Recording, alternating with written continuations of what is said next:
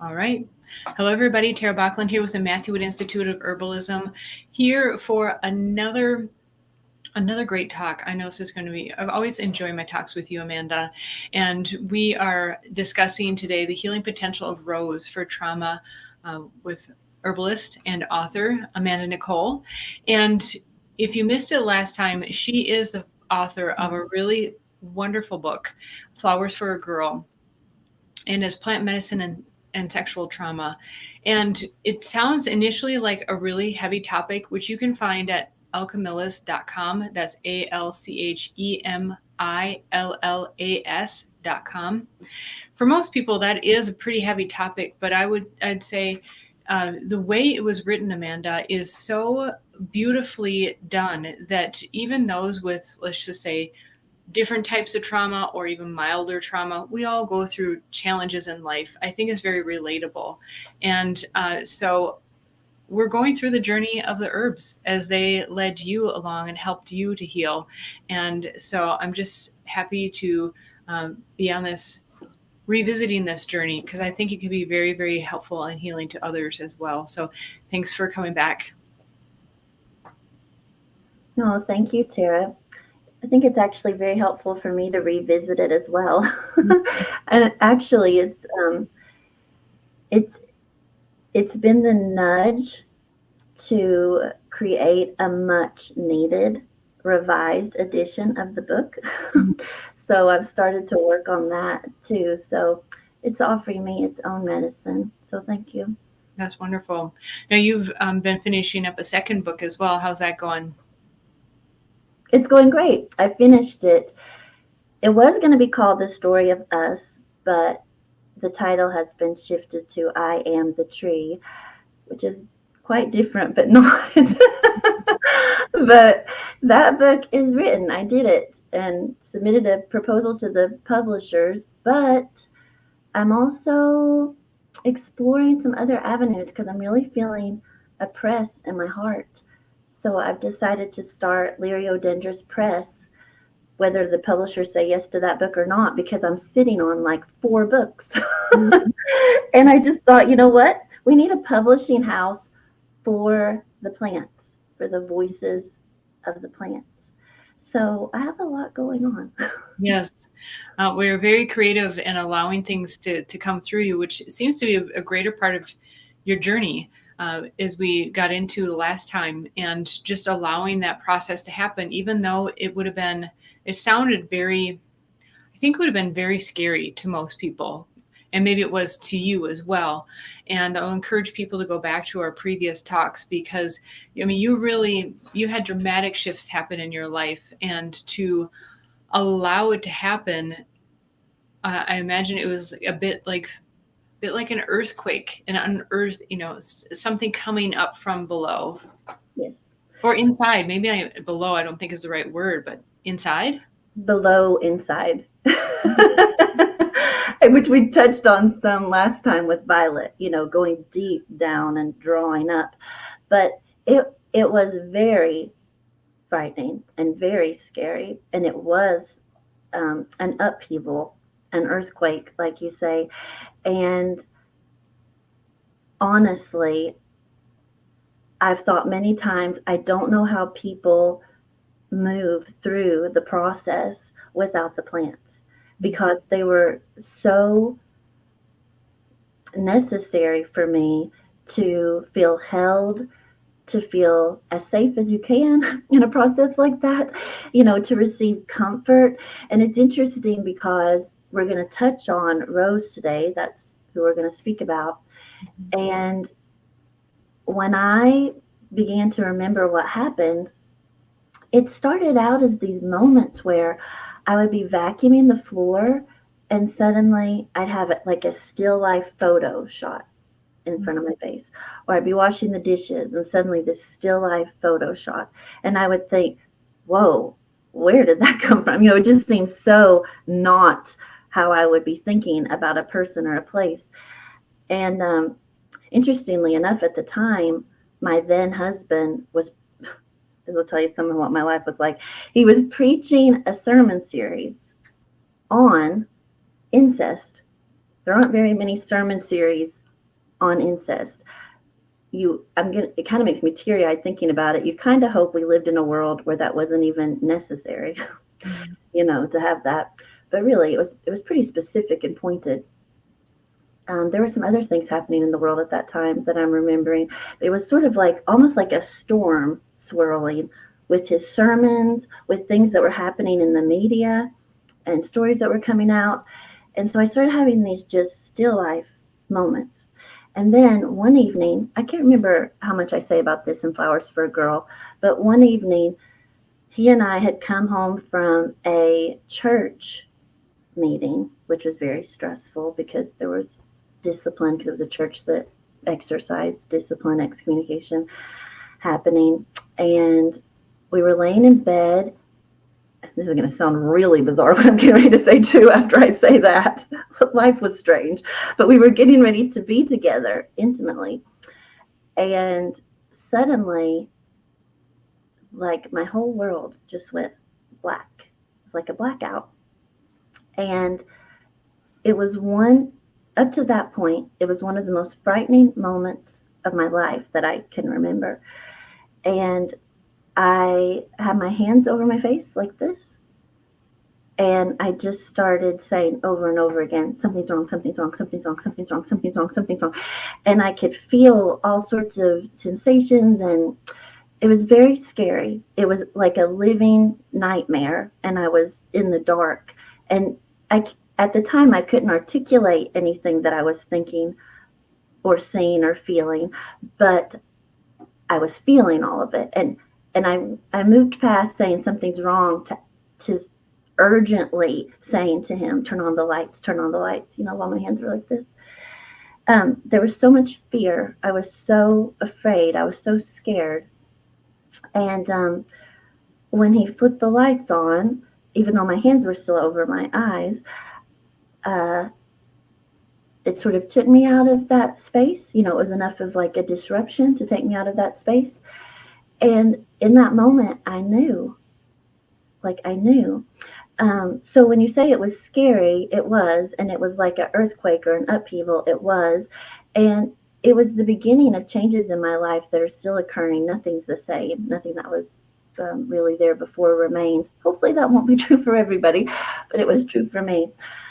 But the part that Rose played in that is very deep. And one of the things I'll touch on just to start our conversation is that evening, while it was pitch black and I was saying something's wrong, behind my eyes that I was covering, what I was seeing was like a curtain, like a theater, a stage curtain.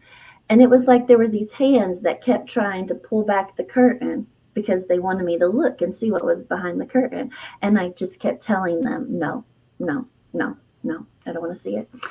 And part of the medicine that I came to experience from Rose is the ability to see, Mhm. the ability to look and see. So, up to that point, I had only worked with Rose very little, and I had been using it for almost 2 years as a hydrosol, like to spritz on my face for almost 2 years. I was just drawn to it, lots of reasons for that, connected to my miscarriages and whatnot. Um, and I'm going to pause. I won't dive into it now. I'll just see where this takes us.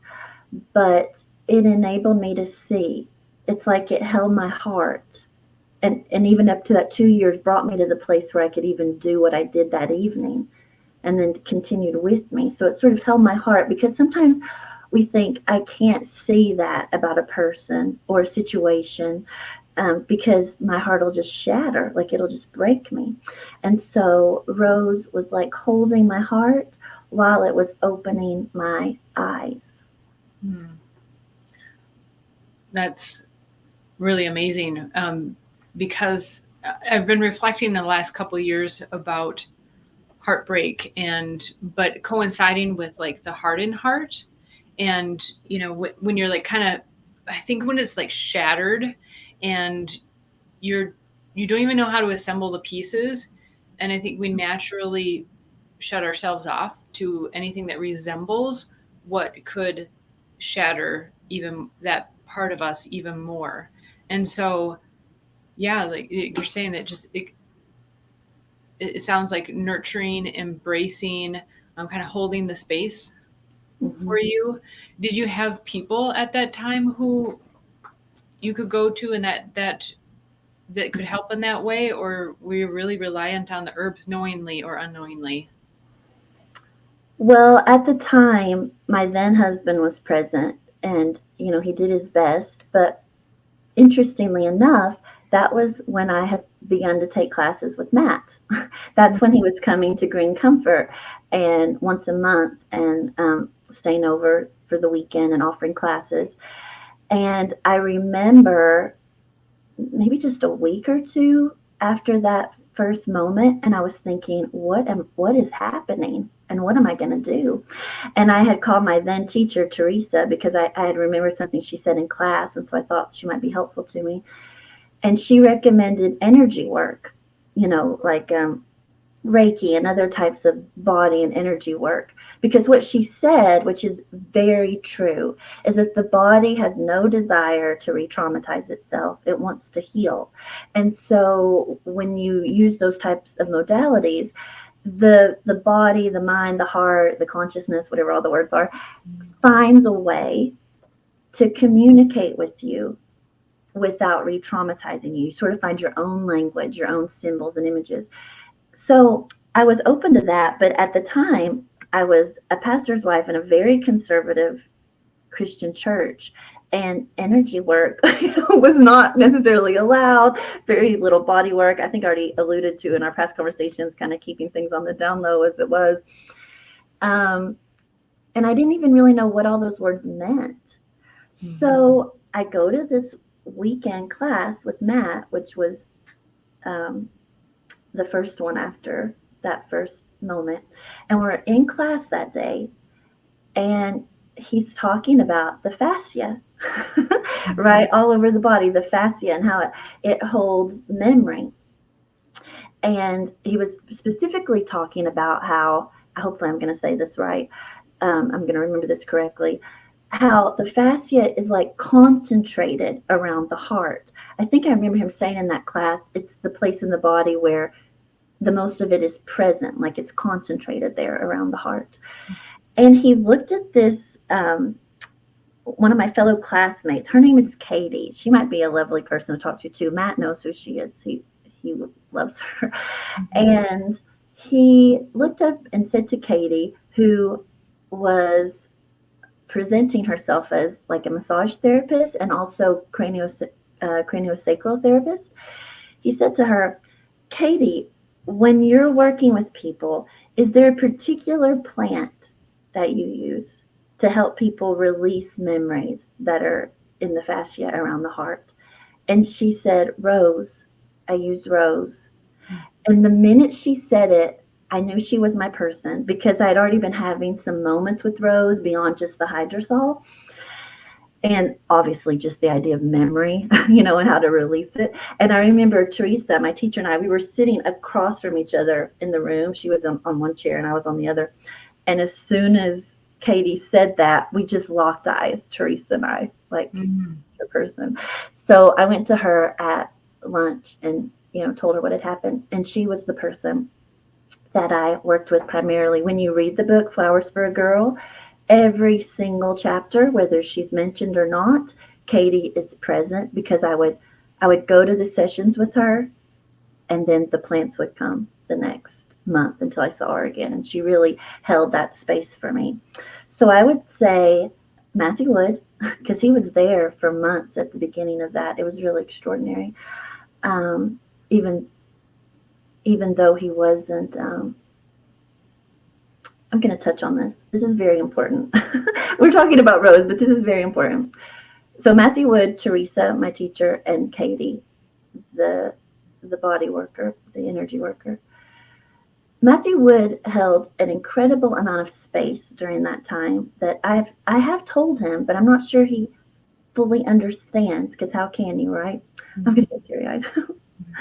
So up to that point in my life, I obviously had not experienced pleasant male energy, like masculine energy that is balanced. that is also, to be honest, rose like. That's also soft and loving and kind and gentle, those sorts of things. And for all those months he was coming to Teresa's, he showed up right when it began, and he left just as I was kind of finding my balance again. Mm. And I remember in the last class that we had with him there at Green Comfort, Teresa gathered us all in a circle, and she wanted to sing as a way of closing out the circle. And so, as is sadly often common with herbal classes, there were, 25 women, and Matt was the only man, in the group. There were no men in that class. And we all gathered in the circle, and Matt got up and he got into the circle when Teresa called it, and he was directly across from me in the circle. And I remember I didn't even sing the song because I was standing there sort of mesmerized watching him, because he joined the circle of women fully. He participated fully in a place where, up to that point in my life, men would have thought, this is silly, this is ridiculous, this is dumb, this isn't accomplishing anything. I'm too manly for this. I'm too tough for this. But he fully engaged in it and was also fully masculine, you know? And I just remember standing there watching, just sort of being in awe of it, because I'd never seen anything like that before from a man. So I think that that was actually incredibly important for me during that time, as I was beginning to remember, to have him as a teacher, and a man who was my teacher, that was holding space for myself and the members of my class in a very safe, loving, kind, gentle, but also masculine way. So that's a little bit of a side note, but I feel like it's incredibly important. And thank you for asking who was there, because I do want to recognize um, Teresa and Katie and Matt as having been there. One other thing, I also want to mention Kyung Lee. She was an acupuncturist who had been with me for a little while. She's part of my secret we talked about before. And when I went and told her this is what's happening, she said to me, "You make so much sense now." And she said to me, "You're strong enough now. Like, we've been doing this work with you, and you were strong enough to have another baby and have the baby easily and well. Like, you're strong enough physically now for this, as you said, to come up, to rise up. Your body's ready now." Yeah. That must have been, I mean, how did you feel when she said that? I don't want to put words in Scared. your. I was thankful, but Yeah. I was also thinking, are you sure that I'm strong enough for this? Yeah. Yeah. When I think there's so much to a name. And when I think of Rose and the few people that I know who are named Rose as are women, and it's soft yet strong, like very much a feminine strength. And I think there's so much to, like there's got to be something in the numerology. There's just something about it. And, oftentimes I think we associate, or I'll just speak for myself. When I think of rose and the scent of rose alone, not even just like a bouquet of roses, I think of an older woman, maybe a grandmother. And, I think in generations past also, it was much more common to use the rose hydrosol just as an everyday thing. And, when we think of our matriarchs, there is or the concept of a matriarch, there is that gentleness and femininity, but also strength. And what do you think of that? I have so much coming up. We'll see what actually comes out of my mouth. First of all, I want to mention a song. I might share a link with you, and then maybe you could put it in the show notes. But it's by this woman, Ayla Schaefer, and it's The Rose. I'm sure some of the people who are going to view this video have heard it. It's a beautiful song about rose medicine. And one of the lines in it, you are stronger than you know. You know, she says it more than once. Like, it's just so lovely. It's a beautiful song. And this is part of it, with roses, like the strength of them, like you said, the thorns, they're pretty powerful. I had to actually take down this vining rose out here. I've got kids, the thorns on it, they're just too much and they're right at the deck. So the strength of those thorns, even the strength of the stalk, it was becoming, woody, but even the petals themselves, there's just a resilience there, a strength, even in the way that they feel. I mean, there's different kinds, that might be softer and more tender, but there's a real strength there. And it's interesting because I had a client, and when she came to me, she had one name. And when she left, after we had spent, oh my goodness, I think we spent 6 months together, she changed her name. She legally changed her name, and she changed it to Rose. And she said that she had always, since she was small, thought that she was Rose. And she had asked her parents to call her Rose, and they hadn't. And in our sessions together, she moved to a place where she said, you know what, I am Rose. And she legally changed her name to it. And here's what's really fascinating about this to me with what you've said. Some people might think, oh, I bet during those 6 weeks she became like fluffy, fluffy, right? No, she didn't. When she came, she was actually more that way. She had longer hair and she wore like floral prints and was sort of like soft and kind of, like this, right? But by the end of this 6 months together, she was very firm about who she was and about what she was going to do. And her hair was different and her clothes were different. And Yeah. yet I'm Rose, right? And I think it was part of what you're saying, like the strength that comes. So when we go back to what we said before about you can see this, you can see the truth of the matter and not shatter, not fall apart. And even these words by Ayla Schaefer, you're stronger than you know. Like there's a strength of heart, right? That really comes into play with Rose. And I love your connection to the matriarch because I don't just use Rose as a hydrosol anymore. I still use it every day, but I also use an infused rose oils, so not like an essential oil, although people could use that. It's really kind of pricey, but it takes so many roses. Anyway, but I'll use like almond oil or jojoba or other carrier oils, and I just like to rub that all over me now.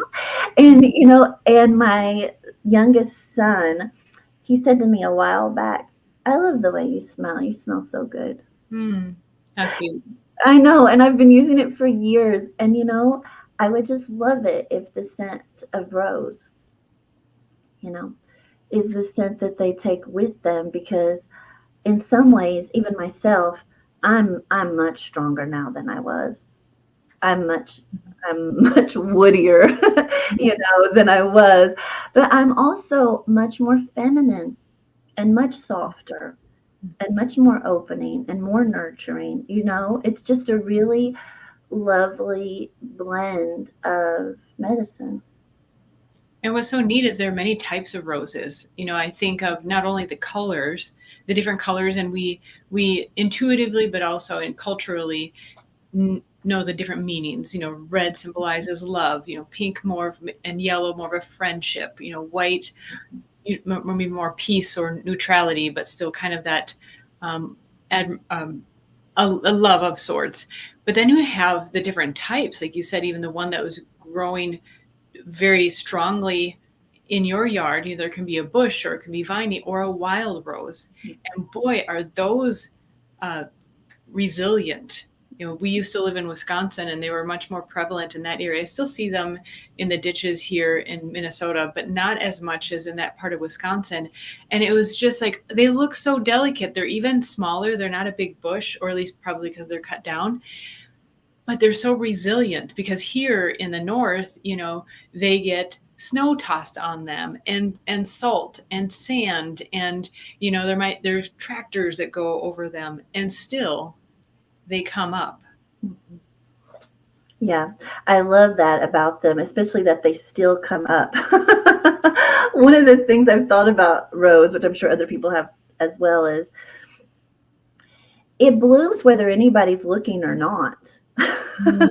It comes up and it blooms whether or not anyone's watching or not, whether or not anyone is appreciating it or not. Like, it sort of astounds me, honestly, sometimes to watch people. I'm sure I've been this way also in the past. How did you just pass by that and not like pause and look and notice and enjoy? So I just love that about, I'm here for, I'm really here for myself. Like, you're welcome to enjoy me. I'd love it if you stopped. I'm trying to get your attention in a certain way, but I'm also here for myself. And that's a really lovely part of Rose that, you mentioned that we connect it to love. And a lot of times people will think of that as romantic love primarily, especially like with red roses. But we don't, I feel, give Rose enough attention for the medicine of self love that it offers. So I remember when I was with Teresa, and I had already, like I said, had some experiences with Rose before that class with Matt. And one of them was, remember I mentioned before in a past conversation we had where she would drop the tincture on our wrist and then we'd see what we noticed, how we responded. Mm-hmm. So I was sitting in the chair. I didn't know what she was going to offer me. Fellow students are paying attention to my pulses. And my eyes are closed.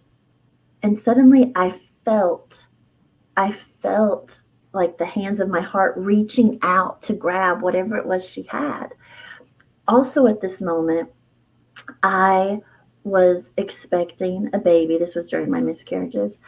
But I had been feeling a little off about things. Like, there was that knowing, that this might not go well either. So my heart reached out and she dropped it, and it was Rose.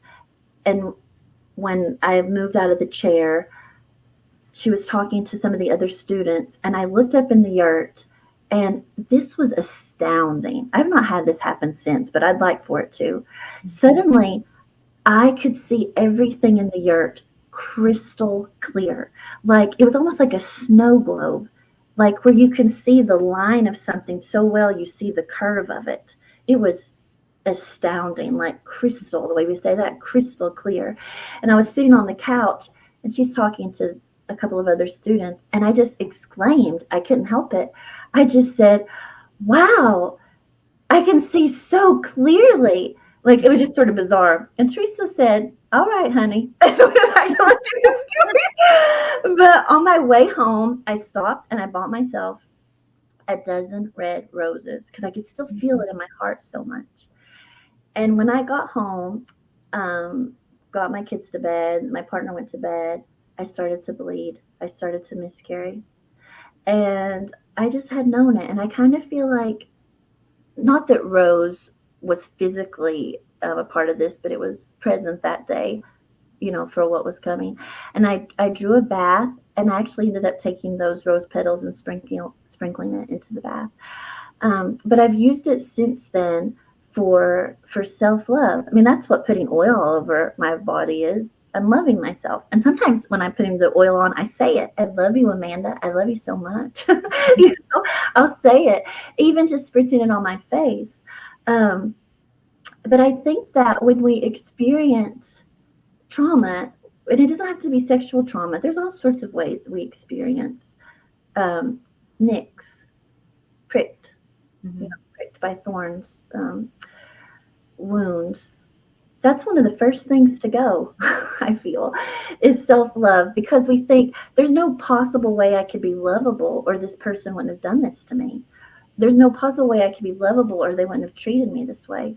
If I was lovable and they loved me, this wouldn't be how I'm being treated. I must not be lovable. Where we start to look at ourselves and think, I'm not a rose.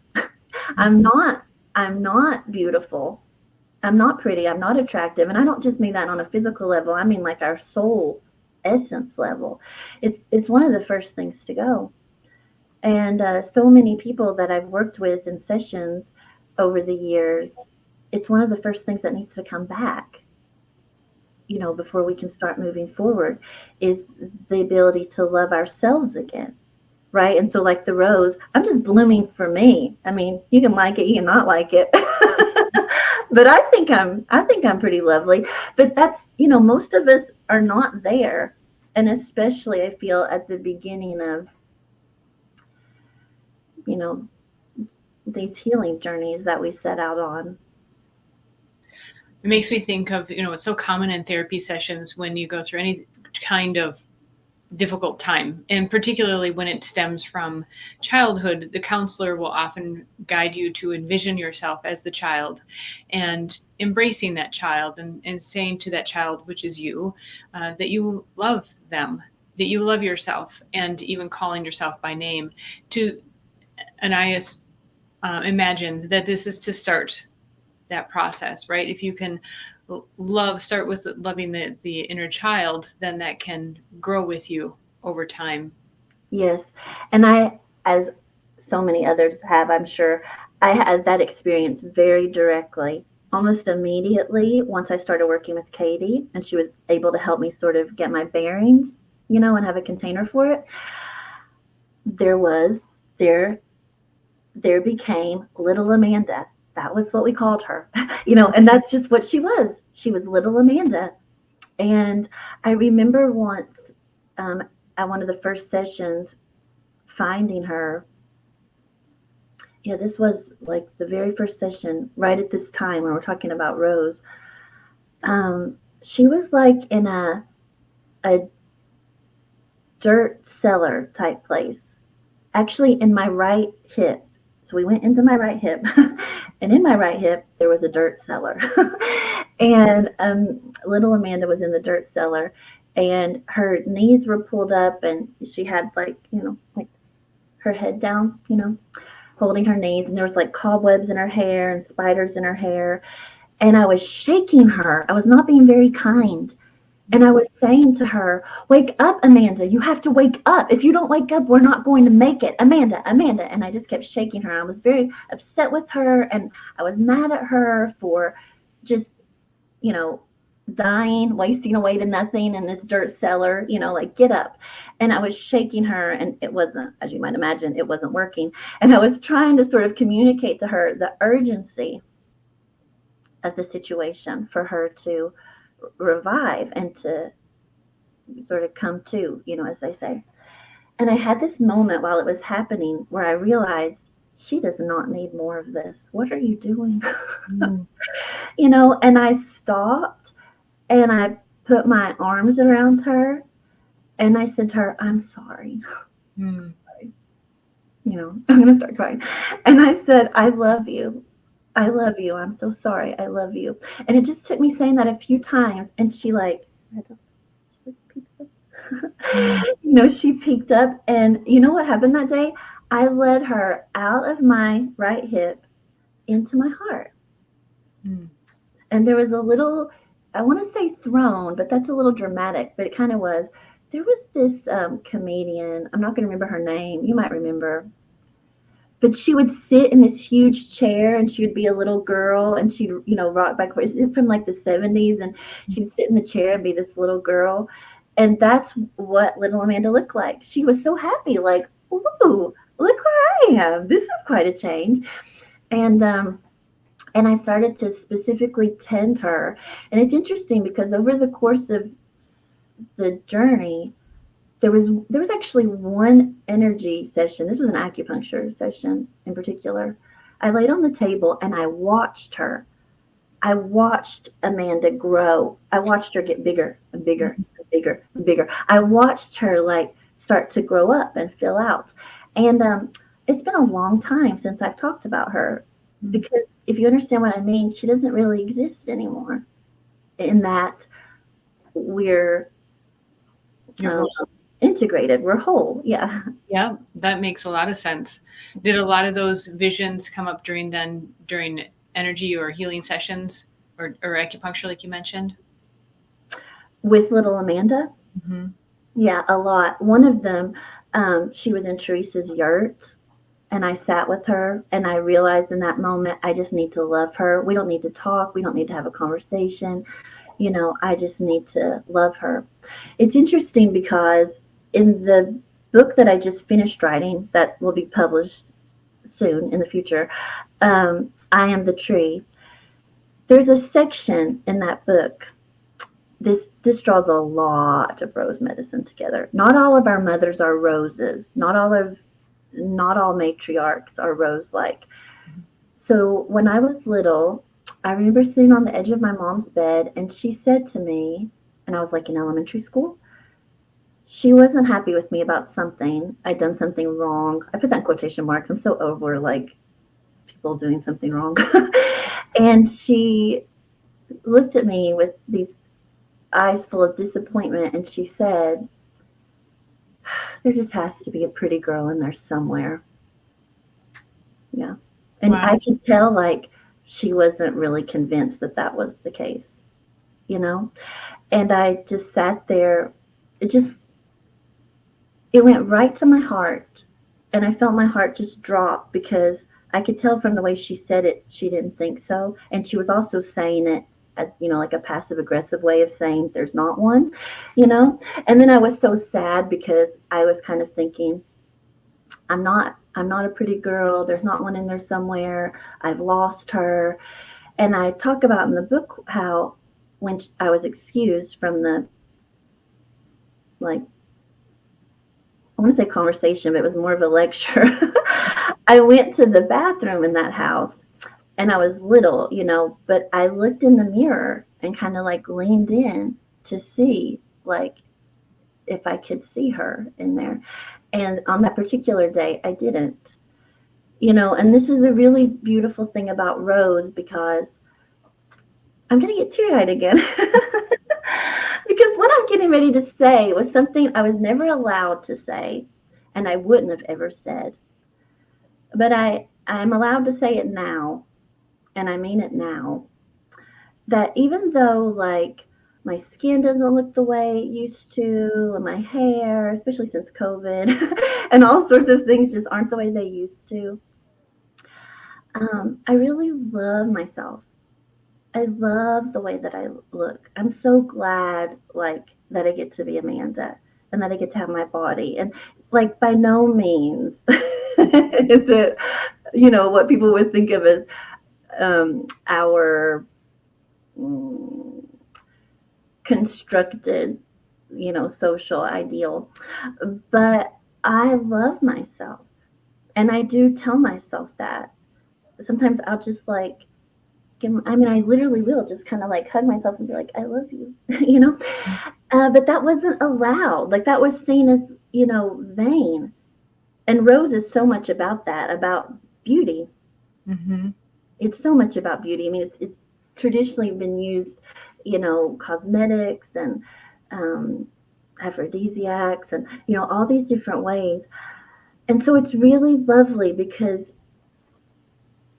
part of what it helps us to see is not just the truth of the matter that might be hard or difficult, that your heart might shatter, right? But it allows us to see the truth of ourselves. Look at you. You're beautiful. Because that is actually the truth. Underneath it all, that is the truth of the matter. So I think it's just a lovely medicine for, this is the phrase that came out, talking to us the way we should have been spoken to, looking at us, speaking to us, treating us the way that we should have been, in a way that's loving. Hmm. So many things came to mind, and I think there's a whole like psychoanalytic conversation of, self love and vanity or narcissism. But I think it can be summed up like when you experience it, you experience that it's whole, and where vanity and narcissism are heavily leaned, towards, I don't know what that would be. This would be an impromptu discussion. Um, but I'm going to spit out a few things, and then you can just choose whatever you want to what you want to respond to. What I find also interesting is medicinally, rose is a toner. It's tonifying, right? And that's why even sprayed on your face, it helps to tonify the skin. And so those who may not be familiar, like I knew the word tone, I knew a toner like skincare, but I didn't really know what it was. So it kind of helps bring things back together, like tone your muscles. You kind of tighten it up a little bit, just enough. And so even as you mentioned, like cradling the heart or holding the heart. And the last thing, because I want to see where you go with this, I'm just tossing you. I wonder if also at this time where you met little Amanda and were nurturing her, were your kids around? Did you have kids around the same age at that time? And did it change your relationship with them? Mm. Wow, I got chills, still getting chills with that last question. Let me just feel them for a minute. So that's probably a question we're going to touch on. I will say before we touch on that one, the toning part, yes, the strengthening of the tissues, the toning, the even astringent quality in some way, which is why it was so lovely for me with that miscarriage as well. Because I did take the bath, but I also began to take it in Lady's Mantle because you do need to bleed. Obviously, your body's releasing. But at that time, I really tended to bleed too much, and so very beautiful for that. And also, it is toning to the womb. And uh, it's really lovely to use for toning it, not only for cycles, but even for birth. Because a toned uterus, just like any other muscle, is going to do well when it comes time for that exercise of birth. And more than once, I can feel it right now as I'm saying it. One time in particular, just to say, there was this in an acupuncture appointment. There was something. It was running all over my body. This little dark entity. It needed a place to go because I had it on the run. These memories, this way of thinking about myself, and it kept wanting to be in my womb. That's where it kept trying to go. And that particular day, suddenly, I saw my womb, and it was full of rose quartz, the stone, rose quartz. And it was just like emanating, like, there's no room for you here. Mm. Love has taken over this space. That's what's here now. So, my children, this is very important. Yes. When I started to remember, my oldest daughter was getting to be right around 7 or 8 years old, which was the time that my experience of things when I was a child was coming to an end. But it was also this time in her life where I would glance over and look at her when she was sitting beside me in church, and I'd get a little distracted because I would look at her and think she's not like a little girl anymore. Like even though she was 7, 8, you start to see the shift. They're starting to shift, out of girlhood, moving towards that like teen. They're moving into this. I mean, now we'll say like preteen or tween, all these words, but you can see that she's not going to be a little girl for much longer. And I actually think that was part of what I mentioned earlier, the perfect storm, where I start to remember. Because now I have this daughter, right? And I remember when she was going to be born, there was a lot going on at her birth too. Like the church was just wearing me out. But for like a week or so before she was born, every single night I would have contractions. And, some people would say they were Braxton Hicks, but I've been a midwifery student. I know how these things work. It wasn't Braxton Hicks. It was me fighting her birth. And I would sit on the edge of the bed and I would cry. And I would say, I'm not ready to have her. I'm not ready to have her. I'm not ready to have her. And I already had 2 children at that time, 2 sons. So when she was born, I was with midwives at the time, but they were CNMs, which is a certified nurse midwife. And the state that I lived in, they can't practice outside of the hospital. So you can't have a home birth. but also they couldn't practice after a certain week, like a certain amount of weeks in their birth center. It had to be in the hospital. So anyway, I was getting past that point for them, and I'd had a week of this, and I was sitting around 3 or 4 centimeters dilated. And the midwife, I came in and she said to me, Amanda, I can't legally touch you after tomorrow. Isn't that awful? That's a whole nother conversation. But she said, I can't legally touch you after tomorrow. So would you be open to being induced with Pitocin? And I'm not opposite to that. Like, I'm not judging anybody's births. I've had quite a few interesting births. Birth stories might be an interesting topic at some point too, and medicine of birth. But I wasn't I wasn't inclined to that. I've never been inclined to even like take Tylenol. Like, it's just never really just even been my way. But I looked at her and I said, yes, I want it. And my then husband said, can you give us a minute? Because he was fine with that, I think, because he was just over it. Like, can we just, but he knew, like, that's not Amanda. And so she stepped out and he said to me, are you sure? And I said to him, I can't do this. Like, I just can't. I can't do it. And so they gave me Pitocin, which for me was its own experience. But uh, I'm so glad that it was available to me because I didn't have it in me. And she was born a few hours later, and she was like, my biggest baby and squishy cheeks and pink and, all this stuff, you know. But in retrospect, I think that I knew, like, how do I bring a girl into the world? How do I bring a daughter into the world? Like, remembering, what had happened and what my experiences had been. And it was after her that I also had postpartum depression, which also there were other factors because, like I said, the church was just something else and my physical well being. But I think so much. I remember standing over her where I was changing her diaper one time, and this was very visual. I saw this huge wall of water beside of me that was going to crash down on me. So there was a lot of factors there, but I think that I knew at a certain level, and I was scared, to bring a daughter into the world. Okay, moving forward. Then when I began to remember what happened very early on, when I began to remember, as a matter of fact, I don't know if at this point I had said anything to my dad yet. I don't know if I'd gotten to the point with Violet that we spoke about where I said something to my dad. But I asked my husband at the time if he could bring the children into the bedroom because, yeah, this was very early on because I was in bed a lot with the vertigo and the vomiting there at the beginning, the first few weeks until I was with Katie and she was able to sort of give it a container. And they were so small, bless their hearts.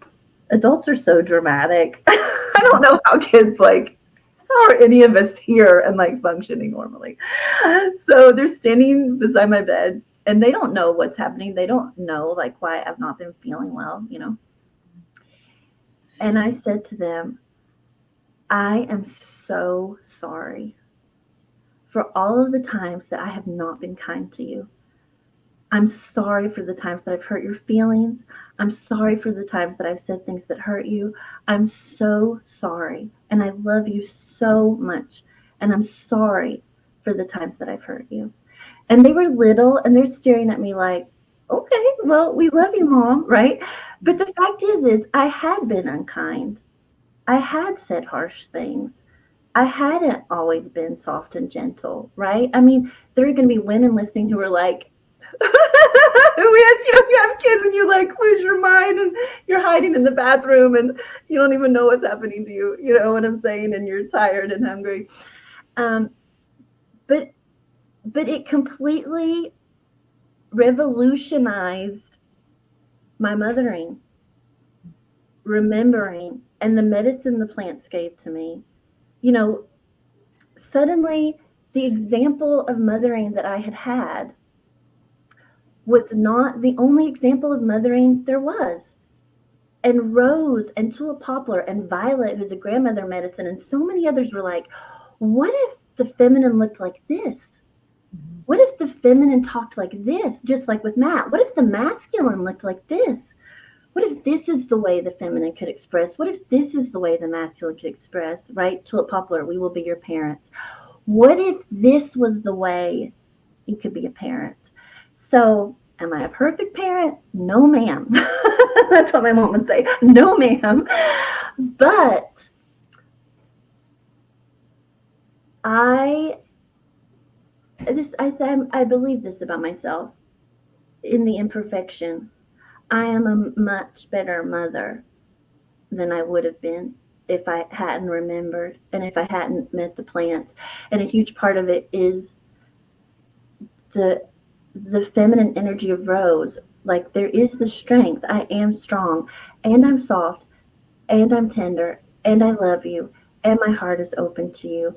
You know, um, like offering comfort. Like my mom, she just didn't like comfort. Mhm. And you know, when my older three were small, I didn't do a very good job of that either because she was, teaching you a certain way. My mom is she's still this way. Like, you just pull yourself up by your bootstraps.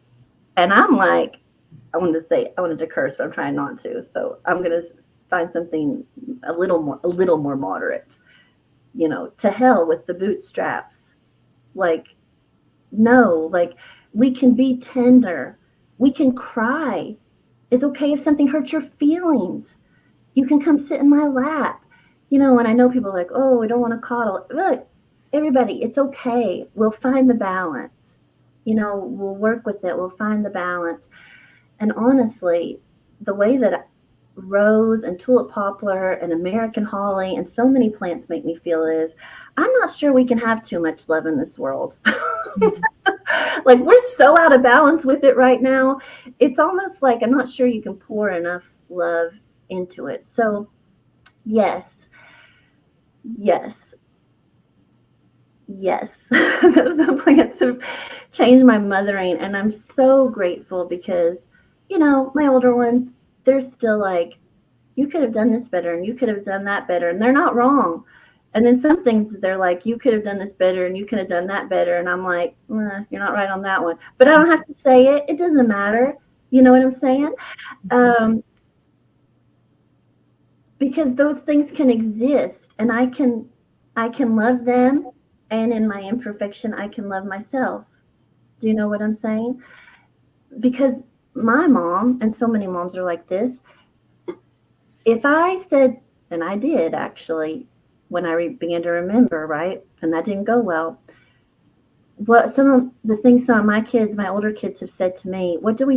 We put our defenses up and we get our thorns out. I'm gonna prick you like this. you know? Nah. You know what? My heart can be open to you. I'm gonna this if you're saying my breasts can still be soft. Like you can still rest your head here, right? I can still be a safe place for you, right? Like my thorns aren't for you, like you're not harming me. I don't know if I'm making sense, and I can hear all these voices in my head of people wanting to make qualifications and have nuances. And I would just recommend like using some rose, because it teaches the balance. It teaches the balance. Yeah, I'll stop there. You can tell, like, it was very transformational for me when it comes to mothering. And that's why I wanted to ask because I just had a sense that how could this not affect your your mothering, or your even what you think is being a mother or sense, all of this is happening. And so I want to thank you Yeah. for sharing. I want to say one thing about that. I had someone bring to my attention just in the last couple of years, and I never thought about it this way. Because in the church, they talk about mothering as being very feminine, like this is the, Mother Mary sort of, feminine. And I do think that's true of pregnancy, but mothering can take on a whole other energy once they get here. And I heard someone just in the last couple of years mention that mothering was actually quite a very masculine energy, a very masculine way of being, for lots of reasons, like you're protecting, you're taking care of, you're creating a container, for these little beings. You're giving direction, instruction, sort of these Mars masculine energies. This is very true. This is very true. Like becoming a mother, it it can really draw out masculine qualities. So for instance, think about when people will say about a wife that she mothers her husband, and they don't speak well of that. What do they mean? They mean she bosses him around. They mean she tells him what to do. You see what I mean? So there really is a masculine energy to mothering, but it's necessary. It's not bad. But this is a lovely thing about Rose. Like with Matt, how can we be masculine and have these masculine actions and have it well balanced with the feminine, so that we also have the nurturing, the gentleness, the tenderness. You see what I mean? And so I did want to note that, because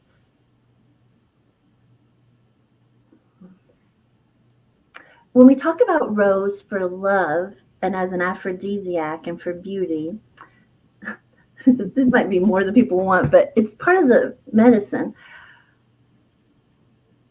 A lot of women that are my age or older or even younger, I think especially once you become a mother, but there are also other ways we experience it, like maybe in a career, other vocations and ways of working and being in the world.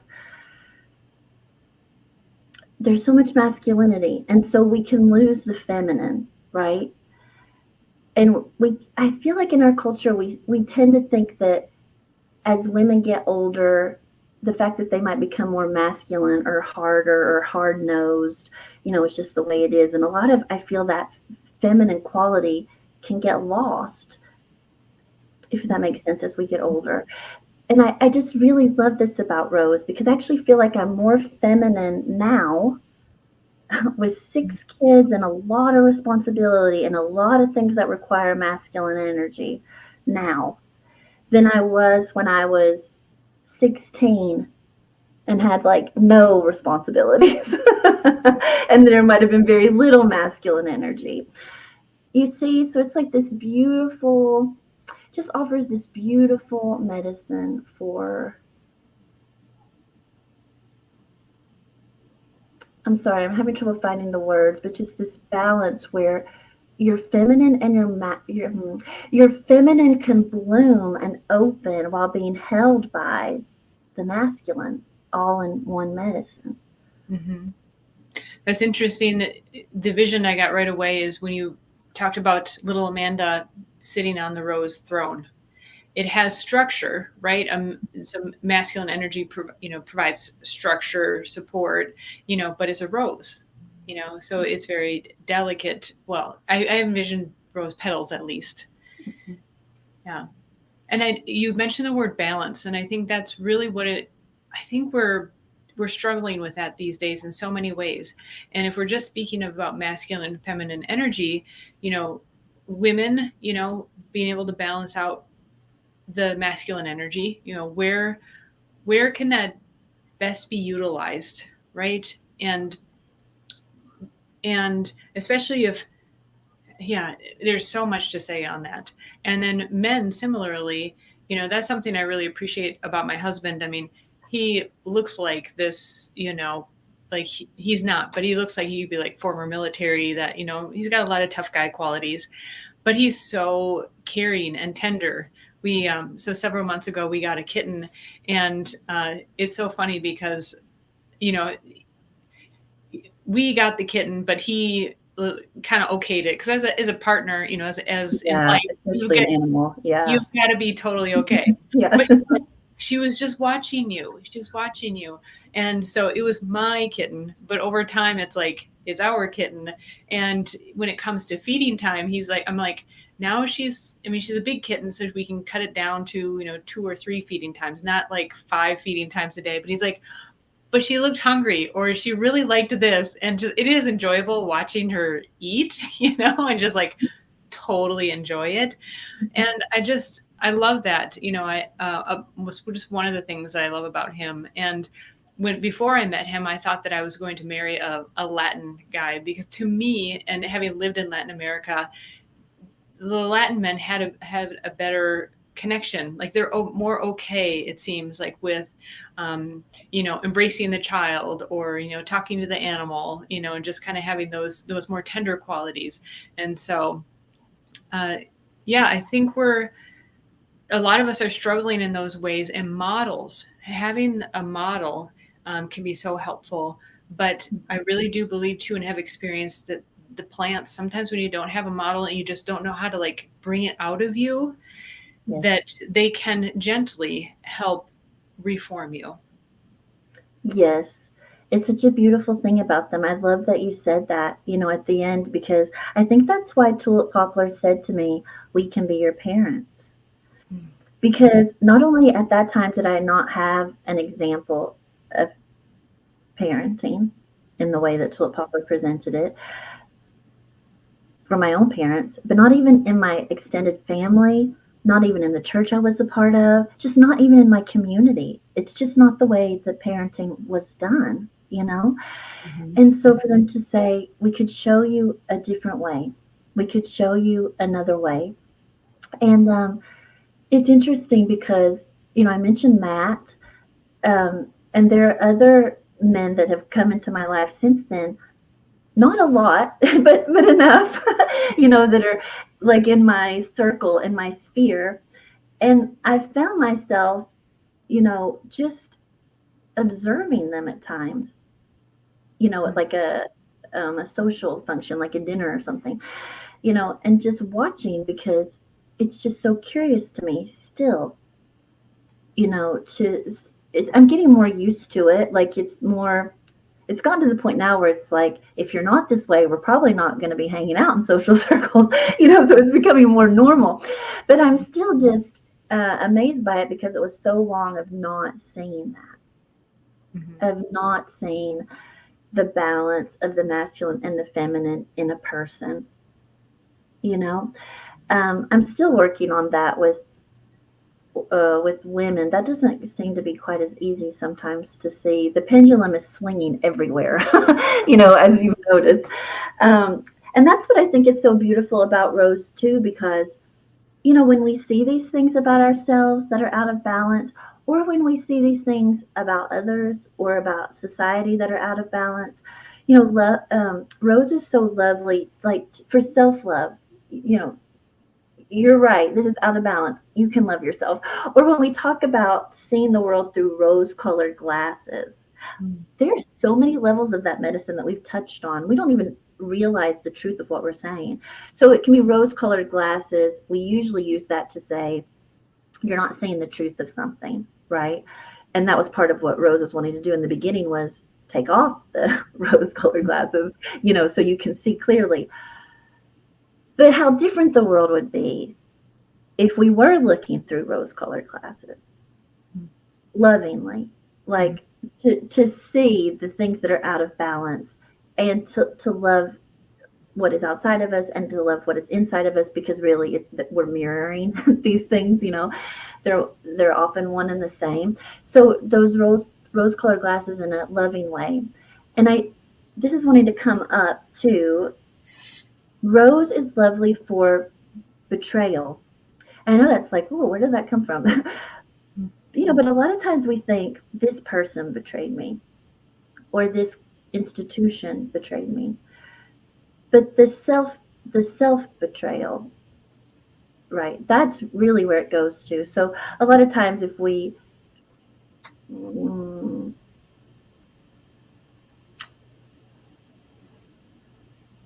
a lot of times when we start moving down through the layers of these examples we didn't see, and if we'd only known, we would have acted differently. And we go down. When we get down to the bottom of it, at the bottom of it is self love, and at the bottom of it is betrayal of the self. And a lot of times we really need rose medicine for that mending of like the times we've betrayed ourselves. So, for instance, when we haven't been loving towards ourselves, or a lot of times in the way that maybe we act towards others, like that's not true to myself. Mm. Right? That's not who I am at my heart. This self betrayal, or when we allow others to treat us in certain ways, and betrayal of the self. You see what I mean? So I really want to bring that in to touch on too a little bit today, to just be sure that it's said that it's lovely for betrayal and not just, that's a really weird sentence. But it's lovely for betrayal and not necessarily only when we feel we've experienced that from someone else, but when we've experienced it mm, from ourselves to ourselves. It's so interesting, the plant signatures, right? And we talk a lot about the doctrine of signatures at the Matthew Wood Institute of Herbalism as part of nature wisdom. And there's so much to the rose. I mean, the rose is just like an amazing example. I mean, we can imagine how soft the petals are and how firm the stem is, and then how sharp and firm the thorns are. And so, as you were talking about betrayal, I mean, you can accept a bouquet of flowers, of roses from someone, and at the same time of receiving that beautiful, wonderful feeling like, oh, I just got this gift and oh my gosh, they're so beautiful. At the same time, you can be pricked all over your hands. And I think that is like the core of betrayal. You have some kind of a connection, you have some kind of good effervescent feeling, maybe not effervescent, but I think the more bilateral the tip, the stronger the tip, the more high, the more low when you get that prick. And Yeah. it's so interesting. For me, that was the visual that came up. That's so curious to me because, you know, basically what I hear you saying is that, we can look at the roses and say, oh, they're so pretty, and I want them. I reach out to grab them or to receive them as a gift. And then we touch them and we have the thorns and the pricks on our hands and like, oh, maybe that wasn't such a good idea, right? This sort of betrayal. There was this Sounds, guy I heard. Is that what you meant? it's unsuspecting. Yes. That's the key of betrayal, right? You did not expect it. Mm-hmm. Yes. So two things on that. One, there was actually this man that I heard say earlier this week. He said, people think if you have butterflies in your stomach, that's a great sign. Oh, when I was around them, I had butterflies in my stomach. And they said, maybe it's not a good sign. Maybe it's telling you something's wrong here. And I'm not saying that across the board, but it's interesting because of the image you presented. Mm. Right. And I think part of it is, and this is true of like stinging nettles and other plants, it's okay to like go in slowly. Yes. It's okay. And here, when we're talking about eyes, with eyes open, Mm-hmm. it's okay to go in with eyes open and take care, right? And you may still gather in the roses, but you might place your hand a different way, right? So you're not being pricked similarly. But also that unsuspecting part, again, it's things that we don't see. It's things that we don't see. And we can talk about this in a way where maybe people would put it into the category of, if I love this person or I loved this person. And that's interesting in the past tense too. But and they betrayed me. And it's because of who they are or who I was or what that relationship was, right? So we kind of will put it into a certain category of people who betray us, certain types of relationships. And there is a truth to that at a certain level. But also, if you understand, it's just the nature of love. So we can have like betrayal at this huge level, right? Like infidelity. We can have what we would consider betrayal at that level, or maybe other types of betrayal. Like I can list off quite a few that I'm thinking of right now where I'm like, did that really happen in my life where someone that said they loved me did that? I mean, it's kind of bizarre the different shapes betrayal can take. But there's all these little ways that we can feel that because we didn't know that about them, or we didn't know that about ourselves, right? And so we thought we signed up for this, but we got that. And they thought they signed up for this, but they got that.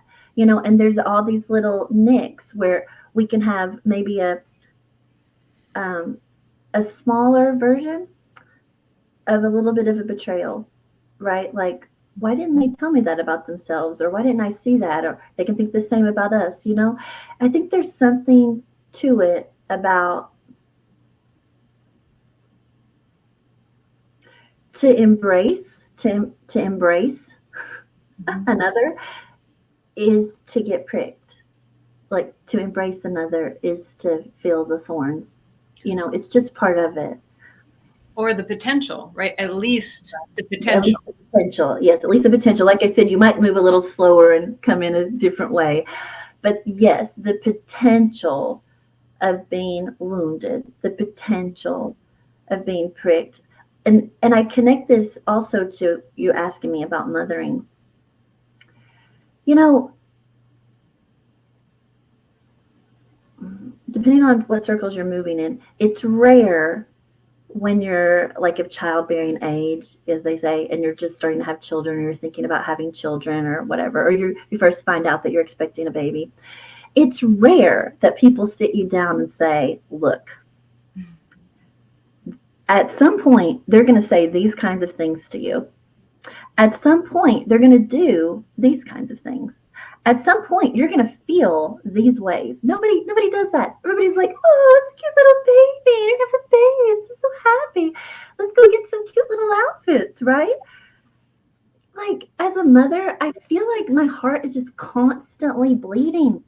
And I have good kids.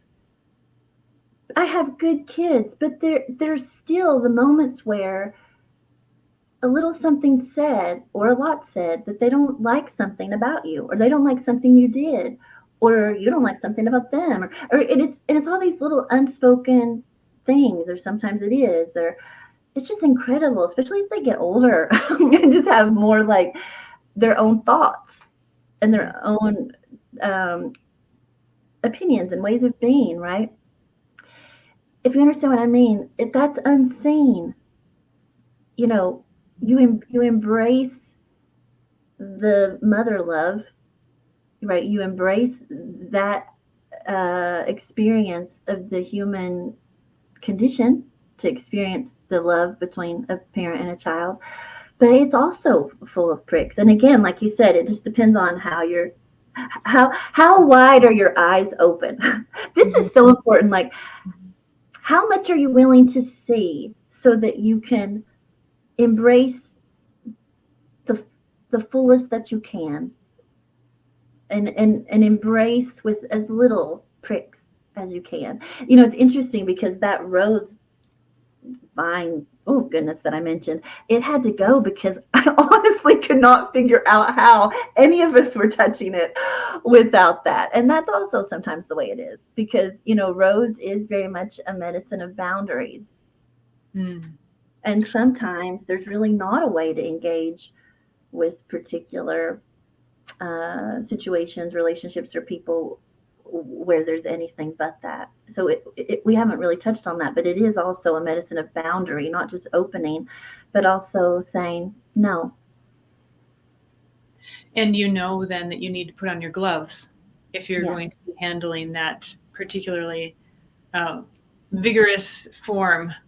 And there are people like that too. I think that I do keep continually, I think there's a matriarchal aspect to, or maybe a rounded, I won't say necessarily well-rounded, but a fuller image of a woman in Rose. And that, some women are more soft. They have more of the petal-like qualities. Some of them might be more rigid, in the stem, and some are rather thorny, and some you just might get the beautiful waft, as you walked by. And, I think we're all come at certain portion of that. And, these metaphors aren't necessarily, they're not meant to be exactly right or wrong. It's something to ponder, just like your journey I thought about this the other day. So Matt's first book, Matthew Wood's first book, was the seven herbs plants as healers, and also goes through a series of plants, of herbs, and I thought about this the other day because yours is similar but very different. Your book, and these were the plants that came to you that helped you along the way. And what's interesting is a person could go like, oh, could say, that is the recipe. Okay, I've had trauma. That's the recipe I need. But what's so amazing, and this is what I mean by metaphor, also is that they come in a very poetic way, in a very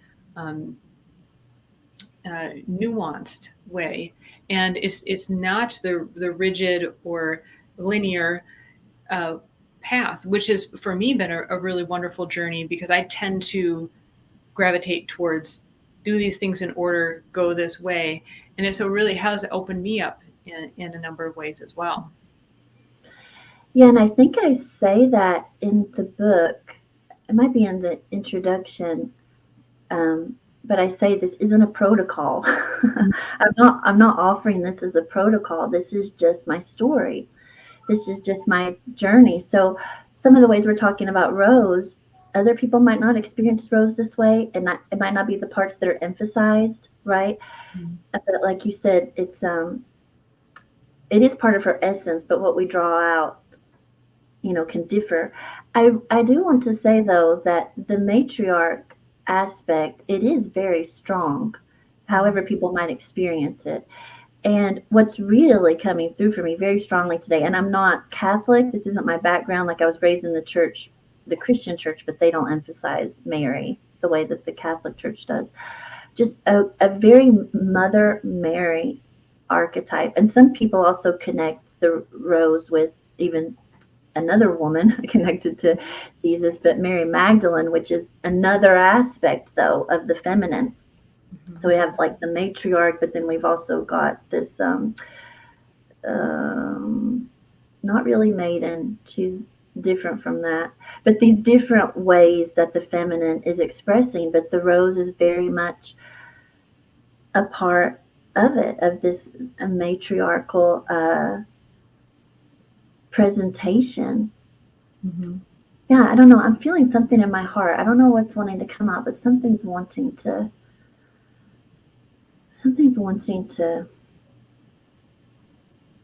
Well, we covered so much. Yeah, I I mean, just have so much in my heart. I want to say, this is a rough thing to say, and I don't know why it wants to come out, but there's a lot that's coming up. I feel that my mom knew what was happening when I was small. This is a very Rose multi-layered story.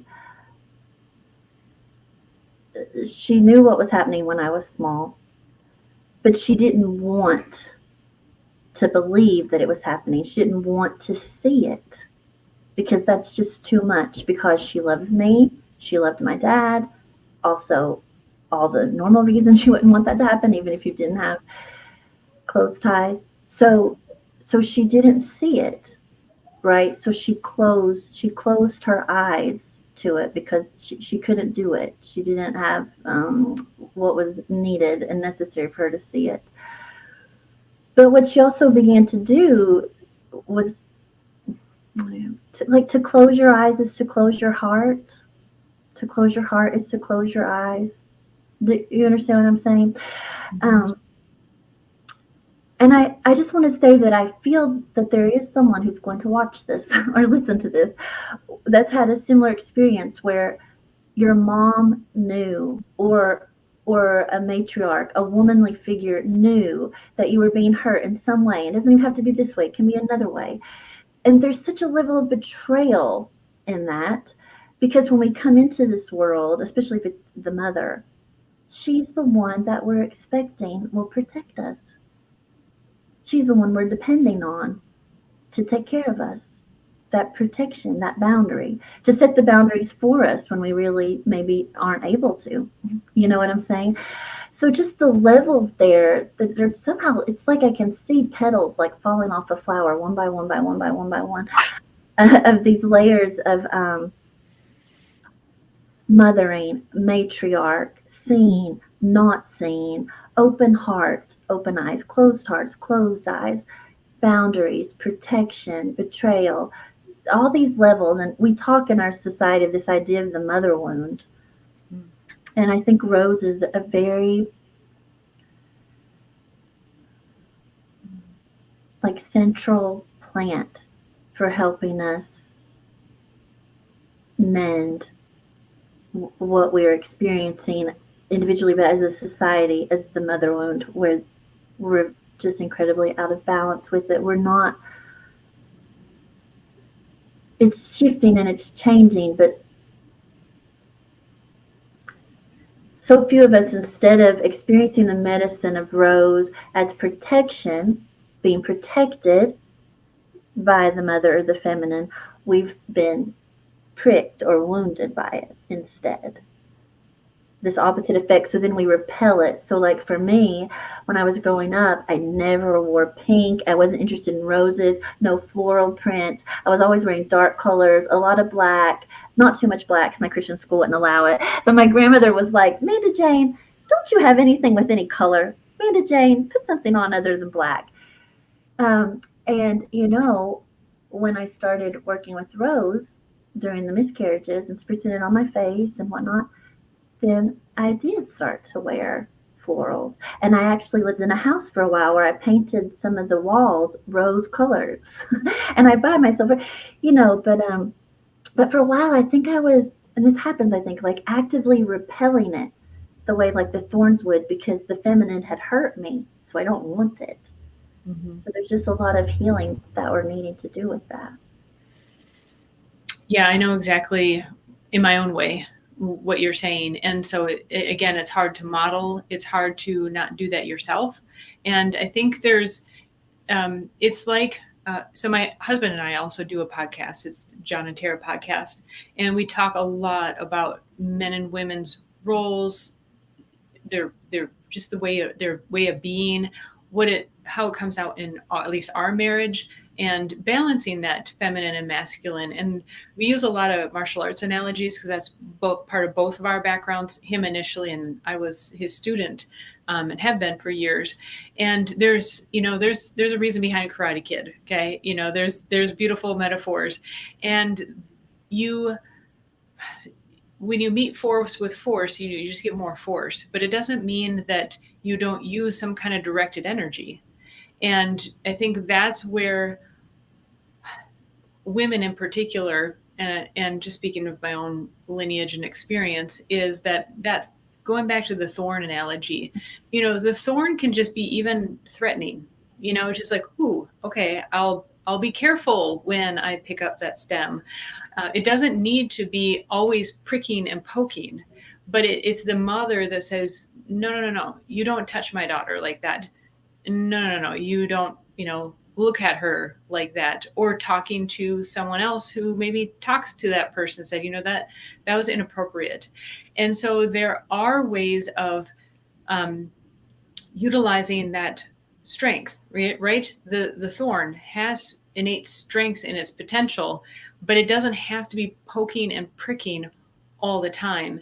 And I think that's where I hope, and that's even part of our podcast, is, how do we bring back that balance, right? And especially if you grow up, like I think you were alluding to, or if not saying, when you grow up in an environment where it's always poking, that's all that you know. And so to learn how to utilize that more, let's say, masculine energy, but balance it with the feminine. I love that. I love how you presented it. It's so on point and necessary, where it's like I'm a rose and I'm not pricking you, but just notice that I have thorns. And it was interesting because my oldest daughter, a while back, we were having a conversation, and I don't know, she's so curious. She's 16, 17, and she was telling me, the way that her friends, perceive me. And, some of it I was appreciative of. It was quite flattering.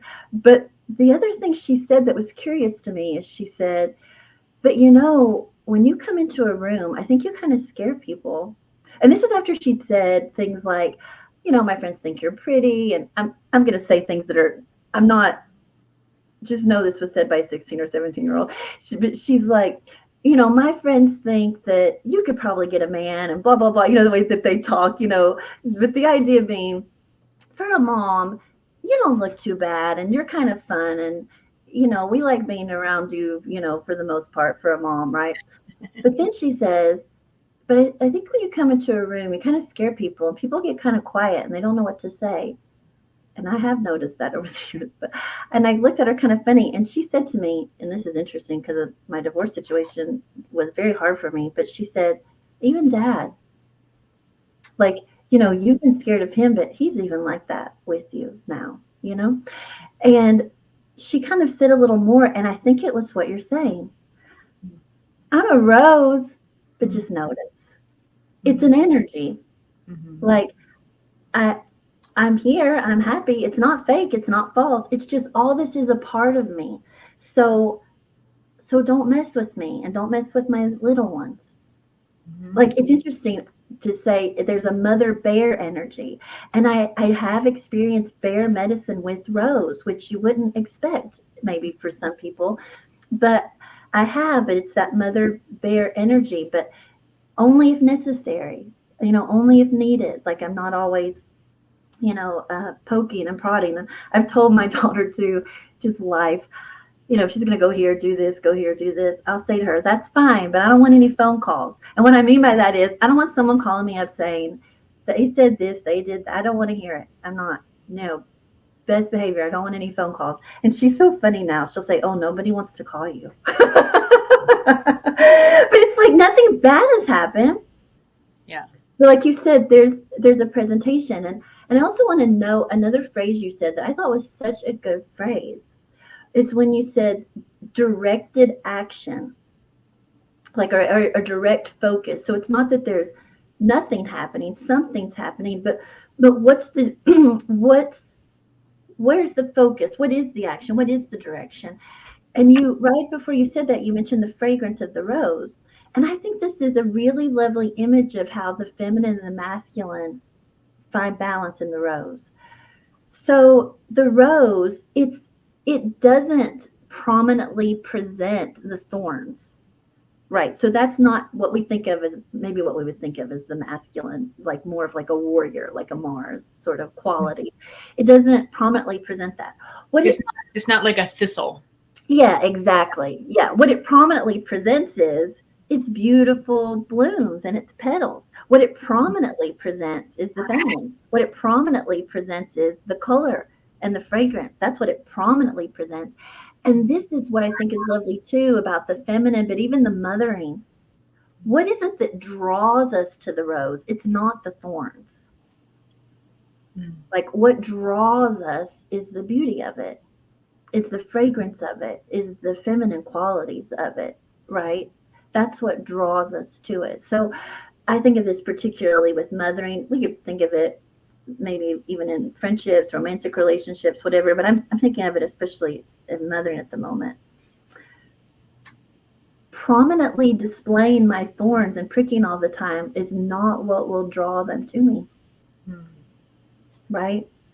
But my like openness, and when I say beauty, I mean like beauty of like my heart, beauty of my life, my way of being, comfort, nurture. This is fragrance. She's fragrant. Like, this is what will draw them to me. Do you see what I'm saying? Yeah, that's lovely. So it's a way of like, and I don't mean this negatively, I mean this positively, but the word can have odd connotations, but a way of wielding the feminine in a masculine way. I mean very direct and intentional with where I'm focusing. And I like to use the phrase aligned action. Like, this is a direct and aligned action. I'm being very intentional here, because now sometimes we do want to repel, right? So like you said, maybe I'll transform into a thistle, That can happen. But in this case, like, I want to I want to draw. I want to draw in. Mm-hmm. On a similar note, something that came up in my husband's podcast recently is why women have a hard time asking for things or being direct. And not that we solve the problem, but it was just an interesting path to explore. And as I itched my throat, I just scratched my throat at the same time. How about that? And what's interesting is, I think it can be perceived as, it's more feminine to not ask, not be direct, not be forward. But then you're left with people guessing, right? People guessing at what you're thinking, wanting. And then you can end up being the martyr or feeling like the martyr. Like, I never get what I want or I need.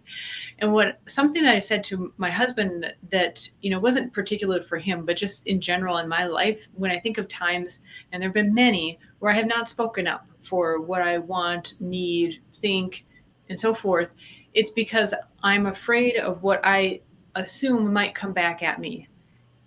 And that, of course, then in that moment, I'm assuming that I don't have the strength, the words, just I stumble on words or whatever is necessary to confront what is coming, what I assume will come back. And so I wonder, in a situation, extending some, I don't know your mother, I don't know your situation. I'm certainly not trying to sugarcoat the situation at all. But I wonder if there was a certain part of her that was like, I don't know how to handle what may come back at me if I say something. It's going to upset my husband. It's going to upset what you faced. You faced what she wasn't able to face. Yeah. You were the voice to bring it up and stand up for yourself. And it's just like these types of things have been coming to me lately, with my own family stuff. And it's just like how trauma can go from generation to generation, and someone needs to confront it. Mm-hmm. Someone will need to speak up. Yeah.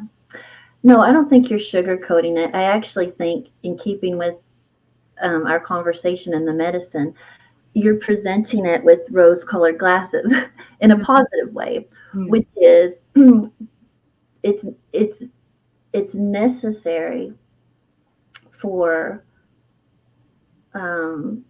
healing, for loving, to be able to look at my mom and put on rose-colored glasses to look through love and understand why she may or may not have done, what she did or didn't do. So yes, when you say what may come at you, and the interesting thing is that, here's something interesting. Oh, this is so fascinating. Just the levels of medicine here. So my mom, when I was small, she chose to not see it and chose not to hear, right?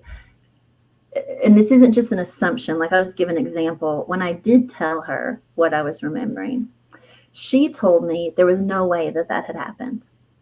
I mean, immediately. I mean, she wasn't even like, oh my gosh, what are you talking about? Where did this come from? There was no shock. You want to know why there was no shock? Because she'd already been thinking about it. Mm-hmm.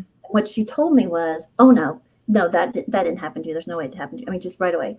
So I said to her, why not? Why do you think that? And she said, because I prayed that it wouldn't, so it didn't. And I said to her, that's not a normal prayer. Moms don't pray that prayer. I've never prayed that prayer, thankfully, for my daughters. I wasn't concerned that they were in that sort of danger with their dad. That's not normal. So she chose to look away. Because, like you said, I don't know, what was she afraid of? Who knows, right? A crumbling. So then you said someone's got to do it, right? Mm-hmm. So I remember I see it and I say, and what comes at me? What comes at me is my mom. Mm-hmm. Really, actually, not my dad. What came at me was my mom and her thorns. And you know what she said to me as an adult? When I was just devastated, like, with her response, which was so unsupportive and painful and belligerent. She said this in a very cutting way, so this wasn't said in a soft way, when she decided to give me one of the reasons that she had left me. She said, Amanda, I chose to protect myself. I chose self protection. Mm-hmm. If that's not like an imbalance of Rose, if that's not an imbalance of the thorns, if that's not an imbalance of Mother Bear, you know what I'm saying? You know, but when we hear that, I mean, I would think on some level we can understand it, you know. The self-protection part? Yeah, like we can understand that that would be a response we might have. So when you say what you say and say, I don't want to sugarcoat it, no, I do think that there's rose colored glasses to look through to try to understand and see and see people, if you understand, because you talked about family trauma, my mom as little her. So I'm little Amanda. What's going on with little her? You know, and she doesn't have the tools. She doesn't have, what she needs. So, like you said, someone has to come along and do it. But I think that's a very interesting aspect of the medicine, too, to pay attention to, because the thorns are there on the rose and so many other plants like it for protection. Um, and even self-protection. But there really does need to be a balance with when we're choosing that. It's how do I word this? Even though rose brings in self-love, which is so lacking, um, it's not presenting that the balance is that it's always self-protecting, right? That's not loving. Do you see what I'm Yeah. saying? So it's trying to teach us a lot of nuances that are there. Well, I think that goes back to earlier about what makes self-love via rose different than vanity or narcissism. Is Yeah, there is that, I don't know, yeah, I see like a soft area. It's not, we typically say the gray area, but it's like a soft boundary. yeah, It's more like the cell wall, right? That it yeah. decisively lets in and out. Yeah. It's interesting too that you say that, because it takes me back to what we said at the beginning with the heart. And we were talking about like the fascia around the heart. So you have the heart itself, but then around it, you have what we call the pericardium, right? And in like traditional Chinese medicine and others, they talk about how it's a protector. It protects the heart. And so one of the things that the acupuncturist I was working with, some of the distinctions she would make sometimes during my treatments was that the pericardium was part of what she was treating today, right? Because it was protecting and holding so much back, because if the heart was to take all that in, right, it wouldn't be able to hold it. But when we think about the pericardium, like you said, there's a softness to it. It's not a bone, right? There's a softness and a permeability. Although I use that word carefully, um, with the biology of it, but it's not a bone. Like there is a softness there, and that's the thing, is that when she said that, she was basically, well, she was saying a lot, but part of it was it's either you or me, right? It's all or nothing, and that's not really the case, Mm-hmm. right? Like we can protect ourselves and do what we need to take care of ourselves, and also um, love another or protect another, you know. On that note, I need to take a moment to feed a kitty. We're going deliciously longer than I expected. So tell them about your book, and I will be right back. Okay. I'm like, okay, what do I want to say? Okay, Background. good. Yes, so you can find my book, Flowers for a Girl, on my website. You can purchase it through Lulu or Amazon. And it is going to have a revised edition soon. So you might want to get this one and just enjoy it as the original. but we move through with each chapter, it's a particular plant. So violet rose, blue cohosh, black cohosh, tulip poplar, early meadow rue. I think catnip is one, mugwort. But in each chapter, I share the the story, what's happening at that time, and it is very poetic. It's not written in prose form. If anything, it's more like prose poetry, and the emphasis isn't on um, isn't on the wounding so much as the healing and the medicine of the plants. And so there's a lot of stories, but also visioning, journeying, images, plants and animals that come into play, and stories that sort of make it possible to receive the medicine, like we said, without being re traumatized, and really just take it in whatever dosages your your own story resonates with it.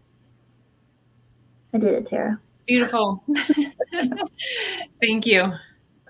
Uh, so I think this is a topic you could literally go on for hours. And this is just talking about rose. This is just branching off of rose.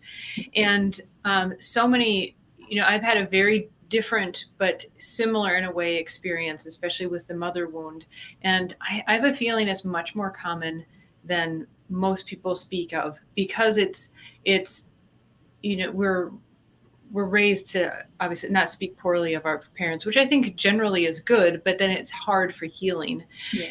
And it's difficult for healing. And so um, maybe on a final note, I remember so we talked about, I think the challenge in extending the grace of seeing how our mothers, what might have initiated this behavior in them, what might have uh, caused or why they are the way they are or were at that time. I think what I found difficult for myself is that if I accept her and I can see the reason behind her behavior, is that condoning what she did? And and insert other person into your life. I think whether you know it or not, this often comes up. And so it makes forgiveness, it makes moving on more difficult, because you're afraid that that pain is going to happen. Something similar or same is going to happen again. And you mentioned right away, right early on in the beginning, that Rose helped to kind of hold the pieces or help. It wasn't even, you didn't, I don't think you even said assemble. It was more like hold. And so would you share, because and then at the beginning also we talked about how it's such a scary process, because you're literally unfolding and recreating yourself, but you don't know what's next. Like the earthquake, like the volcano, that you're like, something is happening and all I know to do is run, And so the fear, I think, is, at least for me, it was inside constantly, and like but it blocked healing, it blocked forgiveness, whatever levels that were needed even to get to the next stage. um, what was your experience, or has been your experience with that process, even acknowledging who your mother was or how she became that way? And um, because it sounds like you've really processed through a lot. That's why I really want to ask, is because it's like sounds like you've gone the distance. We're talking about I'm tired. I hear you. You know what? I have processed a lot, and it's interesting. This next book, I Am the Tree. Wow, it's a very different book from Flowers for a Girl, and it was more difficult to write. And it's not about sexual trauma, and it was more difficult to write. And a couple of reasons it was more difficult to write is, in order to write it, I I had to have processed and integrated a lot like almost my whole life. And also, um, a key element of that book is forgiveness. It's a huge part of Mhm. tulip poplar medicine. Remember, in past conversations, I've said, the first time I said to Matt, "What do you know about it?" He's like, "I don't really know much. I really haven't had a lot of experience with it." Because he only had like maybe half a page or a page in one of his books, and this isn't in the book, but he added. Well, it's not in his book. It's in my book. He added, um, and he is credited. He added, I think of it as the Jesus tree. It's for when we feel unforgivable, right? But it's not just for when we feel unforgivable. It's also when we think something someone else has done is unforgivable. So anyway, yes, there's been a lot of processing, and I do want to say I have gone a ways, but I'm not finished. Some parts of it I'm finished with, but when it comes to my mom, there's still work to be done with my mom. Not so much my dad. Isn't that curious? And I say why. You learn why, and I am a tree. I am the tree. But what I would offer about that is this, and this is very much rose medicine. So we're talking about the heart and we're talking about the eyes. So Matt will talk about how with hawthorn, it's the heart and the tongue. But with the rose, it's the heart and the eyes. So what rose helps us to do is to see things clearly, to see them as they are, and then respond accordingly. But because it's rose, we're going to respond in a loving way. But love does sometimes require, self love especially, protection. And to be honest, also of the other. So, for instance, if you know that to approach someone because of their nature at the time, right? I mean, it's who they are at this time. They're going to they're going to poke and prick, and that's going to hurt you. Is that actually good for them? No, we don't need to give them more chances and more opportunities for that. Because you know what that makes them do? It makes them hate themselves because they're not forgiving themselves. It's just more occasion for them to hate themselves. It's just more occasion for them to be mad at themselves. It's just more. It's just more. So it's good. But here's something a friend said to me. There's so much rose medicine in this. I talk about this in the book also. I am the tree. When I was experiencing the separation and the divorce from my former partner, my mom showed up again, right? So she had left, she was gone, not just me, him, kids, all of us, but she showed up again. And she showed up to be with him. She showed up and she walked with him, even though it was rough. But she showed up, and some of you probably understand that, like, what's the word? Triangulation? Okay, so she allied with him. Mhm. What do they say? Thick as thieves, right? So that sort of thing. Hmm. The level of betrayal with that, to be honest, is Hmm. probably the deepest betrayal I think I've ever felt. The level, because I was um, I was in danger. It was very scary. I wasn't perfect. I'm not saying like, oh, I was pristine and he was awful, but I was definitely like being attacked. Like I I lost my home. I almost lost my kids. I didn't have any income. Um, all the things, like everything was gone, right? Hmm. I didn't have any of the things, like just for survival. And then not only am I trying to do this for myself, I'm trying to do this for 6 kids, right? To have them like be able to be with their mom and be taken care of, and not to the exclusion of their dad, just not lose their mom. It was very scary. So that would have been a lovely time for my mom to show up. Hmm. She did show up, and she showed up, and throughout the process, and I'm sure she has her reasons, I'm sure she would give them. Um, She visited him. They went on like little day trips with the kids to like amusement parks. The kids went there with him, not me, to swim in the pool, have cookouts. For the longest time, um, she sent uh, their birthday gifts to his house, even though they're here. Like we have shared custody, and during the week they're primarily here. Just very painful. You can probably hear it in my voice. It's just devastating, and I talk about this in my book. Well, when that first began, when she first showed up at the very beginning and it was seen what was going to happen, I was with a friend of mine and she said to me, Amanda, when someone shows you who they are, believe them. And I was like, whoa. Because we always hear when someone tells you who they are. Mhm. She said, when someone shows you, Mhm. right? And so what had happened is I had reached out to my mom when that started, and I was torn about it. And I talk about this in the book at Tulip Poplar's council. Should I call my mom?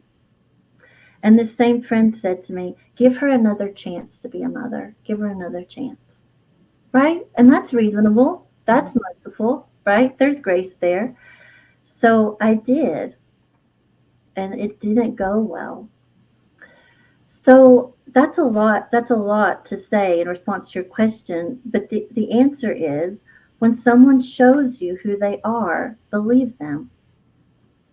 So it is possible to forgive and still say no. You know, Mhm. it's possible to forgive. This is where I'm saying it doesn't have to be you or me, us or them, either or, right? Like my mom with self-protection. I can have self-love and I can protect myself and I can forgive you. I can have self-love and I can protect myself and I can look at you through rose-colored glasses. Loving. I see that you have your own pain. I see that you have your own wounds. I see that you are also little such and such. I see this and Mhm. and I think that's one of the reasons that people draw back from forgiving. It's not the only reason, but it's one of the reasons. And I just so hope that Tulip Poplar's medicine for forgiveness can come through in the next book. But part of the reason I think sometimes we draw back from forgiving is because we think if I forgive them, then that means I have to like hang out with them. Or if I forgive them, I have to open myself up to them to hurt me again. And that's not what it means. It really just means I forgive you. I draw back out of this situation. I transcend it. And basically, I see you from like a divine view, a God's eye view. And I see the hows and the whys and the thises and the thatses. And I see that at the heart of it, you're human, I'm human, you hurt, I hurt. We see it, we see it. And then we go, we coming down.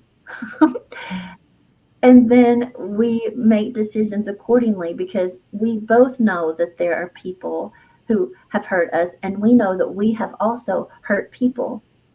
But the nature of that person and the nature of us is not to just keep hurting. Like that you are safe and I am safe and they are safe for us to be around. But we also know that there are people that there's so much wounding that it's like they've gotten so many wounds that they've not been able to mend, that they've almost like turned themselves inside out. And now all those wounds that came in are like directed out, if that makes sense. They're like little puff fish. You know what I'm talking about? You know what I mean? So that was kind of a long answer, but I just felt like some of it needed to be said because, like you mentioned earlier, you don't want to sugarcoat it. It's not like it's easy. It requires an enormous amount of heart, you know, to engage. So, does that answer your question a little? I think that does definitely provide some perspective, and at the very least, food for thought, because it is a complex topic, right? And it It sounds is. like you do tackle it in your next book. It So is. And like it's also like we said, there's not a protocol. yeah, I mean, every person and every situation has so many nuances, and it's so we need a wisdom. So you mentioned earlier, like nature wisdom. Like there's a wisdom, and I think that's one of the beautiful things about the plants is it's not like I walk around saying, "This is what Rose told me to do," like I'm a little robot. You know, it's like they open up places inside of us and help us remember a wisdom that we have. I do want to say one thing because I know we probably have to wind up because we have gone over a good bit. I want to say this though, because I don't think that this plant is going to have its own time between us. It's just not the nature of my experience with it.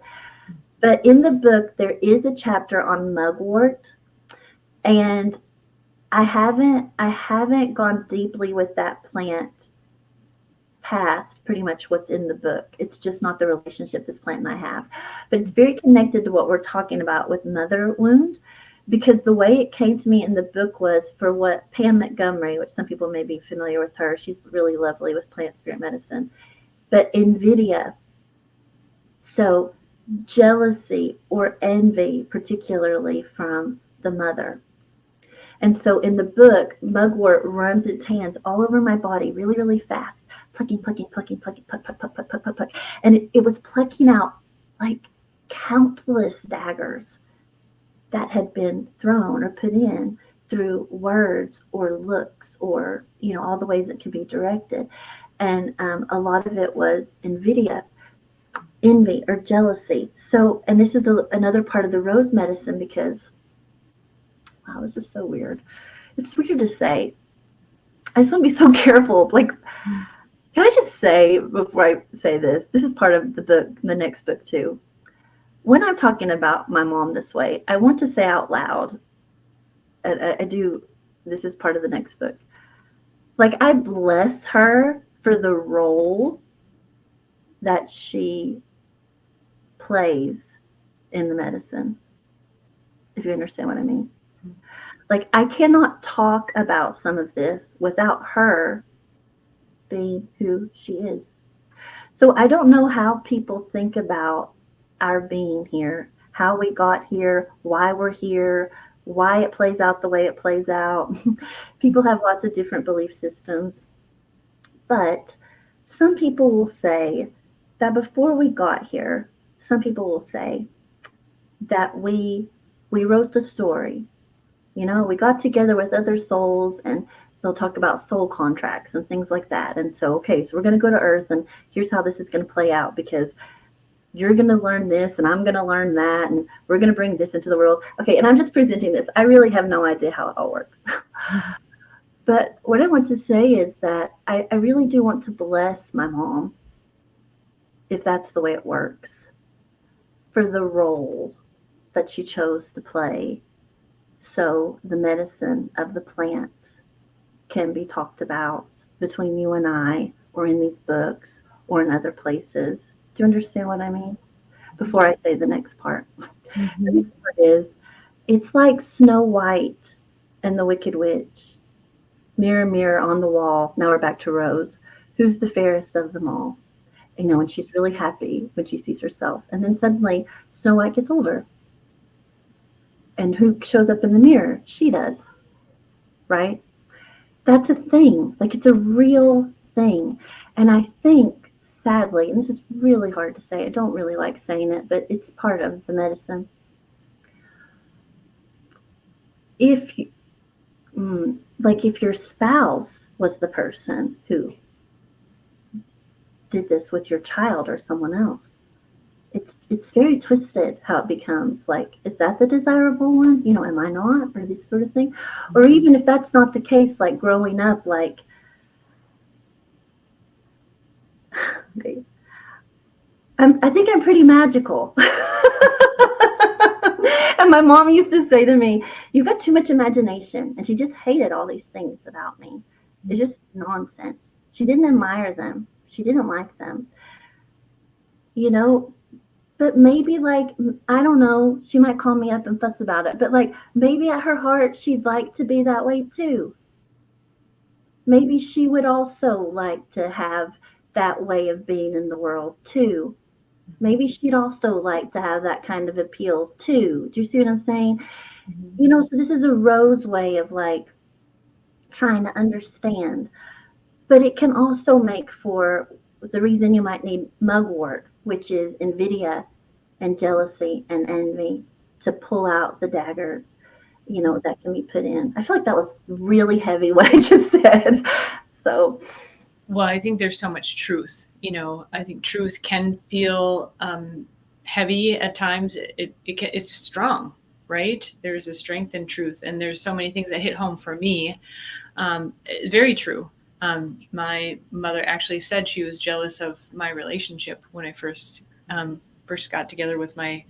I don't know if we were married yet, but that was definitely about at the time of us separating, and you know, like your friend said, when they say and show you who they are, believe them. And I think that's at, on a level, especially with your mother, that is so unbelievable at first, and many times for me, it was many times, and it's taken even for me. I'm I wouldn't talk about this alone. Like I wouldn't come out on a podcast. I haven't written about this, but I have felt personally that these stories need to come out because how many other women are going through this. And just at that moment, Jen is saying, "Thank you for everything. This is so incredibly helpful." And I think there are a lot of women who have these wounds, and then it affects us in how we're able to be in our other relationships, whether a spouse, children, friends, and and so I think both of us have talked about on video and not or broadcasting and not wanting to be disrespectful. We both grew up in Christian backgrounds, and I think it's very ingrained, to honor their mother and father. And I'm one way. I had someone say this to me recently that the way that you might have met my husband. One way that you honor your mother and father is by being you. You yeah. are the product. Mhm. And similarly, I'd say my intentions, if I bring up an instance, is not to speak poorly of them because I'm very happy with who I am. And the experiences in hindsight, it wasn't fun at the time, but the experiences that it took to get to this point. But at the same time, if we remain quiet, then others can't. Like I have decades, at least 1.5 decades, where I feel like I was stopped in time because of the trauma. And I am starting to speak out more to because I don't want someone else who's 20, who's just going through something similar to spend even 2 years, in that stuck state. I think that it's lovely what you say um, because it's noting the importance of truth telling. Because to tell the truth is loving, and you have your background in the church as well as I do, and so you'll be familiar with the Bible passage that says what? Speak the truth in love. Mm. So I can say these things here about my mom or other people. I mean, there's other stuff I can say, right? But and you can probably hear in my voice sometimes how hard it is to talk about some parts of it still, and I can feel it in my chest and my gut, as I'm talking about it because it still hurts. But I can speak the truth in love. It really matters where it's coming from. Like, am I saying these things to like you said, to poke, to prick, Mhm. right? Or are we just doing some truth telling? Are we just removing rose-colored glasses, to use it another way, right? Mhm. Because that's honestly where the healing begins. That's actually part of the problem, right? That's part of the problem a lot of times in these situations, like in the situation with my mom. Bless her soul today. Honestly, I feel bad. I'm just like sending her prayers out because she's coming up so much in this episode. She she can this is complicated, but we'll make it simple. She continues to wear rose colored glasses in the negative sense. right? Delusional, like you're not seeing things clearly. Because why? Because her heart will shatter. She can't take it. Why? Because if you see things clearly and the truth is known, what is going to be seen? It's what's going to be seen is not just that, oh, all those people are bad, right? But you're you're not like A plus 100% either, right? This is why Rose is so important because it's also self love, right? Mm-hmm. So right now, I'm being so specific. I've not ever really been this specific about her. She doesn't love herself, so she can't love me, right? But truth telling is necessary. We have to take off the rose colored glasses in a negative sense to see what really is the truth of the matter. How, like with my own kids, when I said, come to my bedside, how have I really acted? How have I really been? Because then if I see it, then I can see it. And then I can say, I'm sorry and I love you, and I can make a shift and I can make a change. And then I can put on rose colored glasses in a positive sense and say to myself, I love you and it's okay, Amanda. Like you did do or say these things or not do and say these things. You did prick. You did also do these things. And I love you. You see what I mean? It's just such a huge part. Um, the truth telling is a huge part of medicine. Okay, I just had this flash. I don't recall the story Sleeping Beauty very much. Oh my gosh, she's the one that pricked her own finger with, wasn't it was it the needle or rose thorn?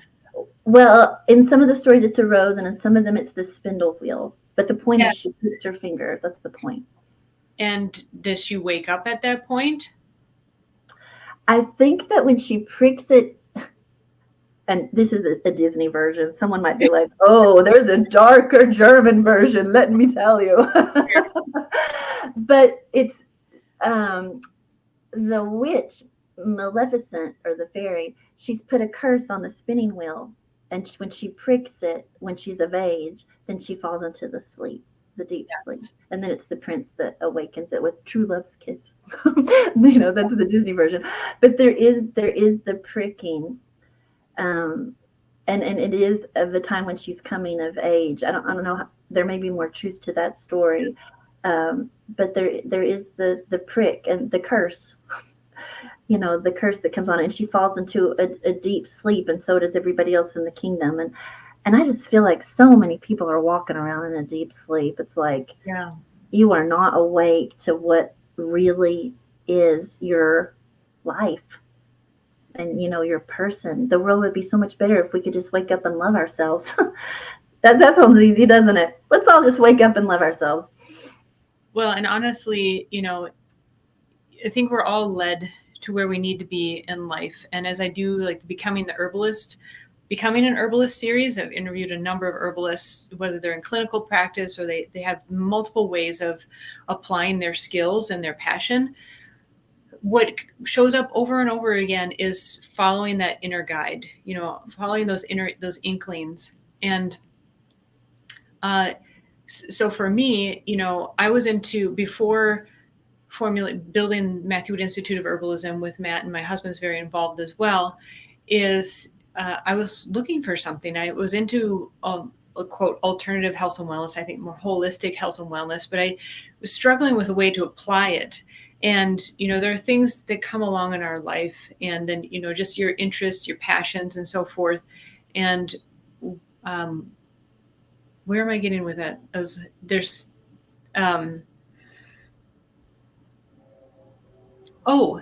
so before all this, I just thought herbs were herbs. You take it like you take a pharmaceutical, and it helps with this. But it's like before, I probably would have kind of been like, oh, pshaw, like herbs can't help you on the emotional level. They can't help you on the spiritual level. But they absolutely do. And so even when there have been there are times where therapy, counseling, I mean, this is a therapy. We're talking through our experiences. This is medicine. For me, honestly, reading the Bible has been very much medicine for me as well, that I haven't gotten elsewhere. And there are also places where the plants have touched me, and not, physically, emotionally, and energetically, that other things couldn't reach. And so, like you said, there's so many people, you feel that there's so many people walking in that cloud. um, I think a lot of us don't know how. There's kind of needs, and the plants can do it in a gentle way where it doesn't have to be cracking you upside the head. And I hope through our, we'll have more conversations about the other herbs that you mentioned in your book, because I mean, this is just one herb. Goodness, 2 hours and on just one plant. But really, they do have such a profound effect, layered, helping with the layers, and they don't have to be. They aren't necessarily like shock therapy, right? No. They're very holistic. Yes. Yeah, because I feel like sometimes when we're talking about this, it can be scary because people can think this is a scary topic and I don't want to experience this. And if I work with the plants, I'll experience this. No, like it's been very beautiful. It's why I wrote Flowers for a Girl. I remember I was keeping notes. That's what was happening is when I started to go see Katie, I wanted to write down what was happening. I wanted to remember. And it was also a way for me to process it, right? But I wanted to write it down because it kept being so beautiful. Mm. I had never had the experience that I was having with the plants as I did when I started to work through that. It was the portal, for me to experience plant spirit medicine the way that I do and the way that I have. And it was so beautiful that I wanted to write it down. I wanted to remember. I didn't want to forget. And so what happened was at one point, towards the end of that process and that time with her, that part of the process, I looked down at my notebook and realized, oh my goodness, I have a book. Mm. And I thought at the time, and I still think it's a beautiful book because it's beautiful medicine. Because isn't it beautiful how Cleavers came and did that? Isn't it beautiful how early Meadow Rue came and did that? Isn't it beautiful how Rose came and did that?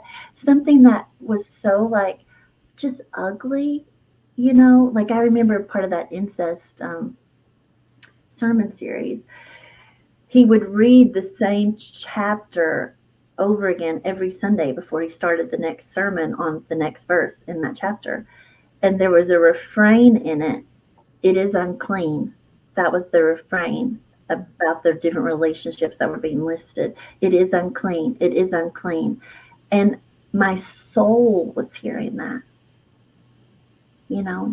My soul was hearing that. Like I was sort of taking it on myself, or maybe I was already thinking that about myself. You see what I mean? Mm-hmm. So this situation where there's this pronouncement, it is unclean, it is unclean, it is unclean, or abomination, this, that, and the other. Suddenly Cleaver's like, hi, I'm sparkly and have green leaves and I can jump into your heart space for you and help you clean that out. You know what I'm saying?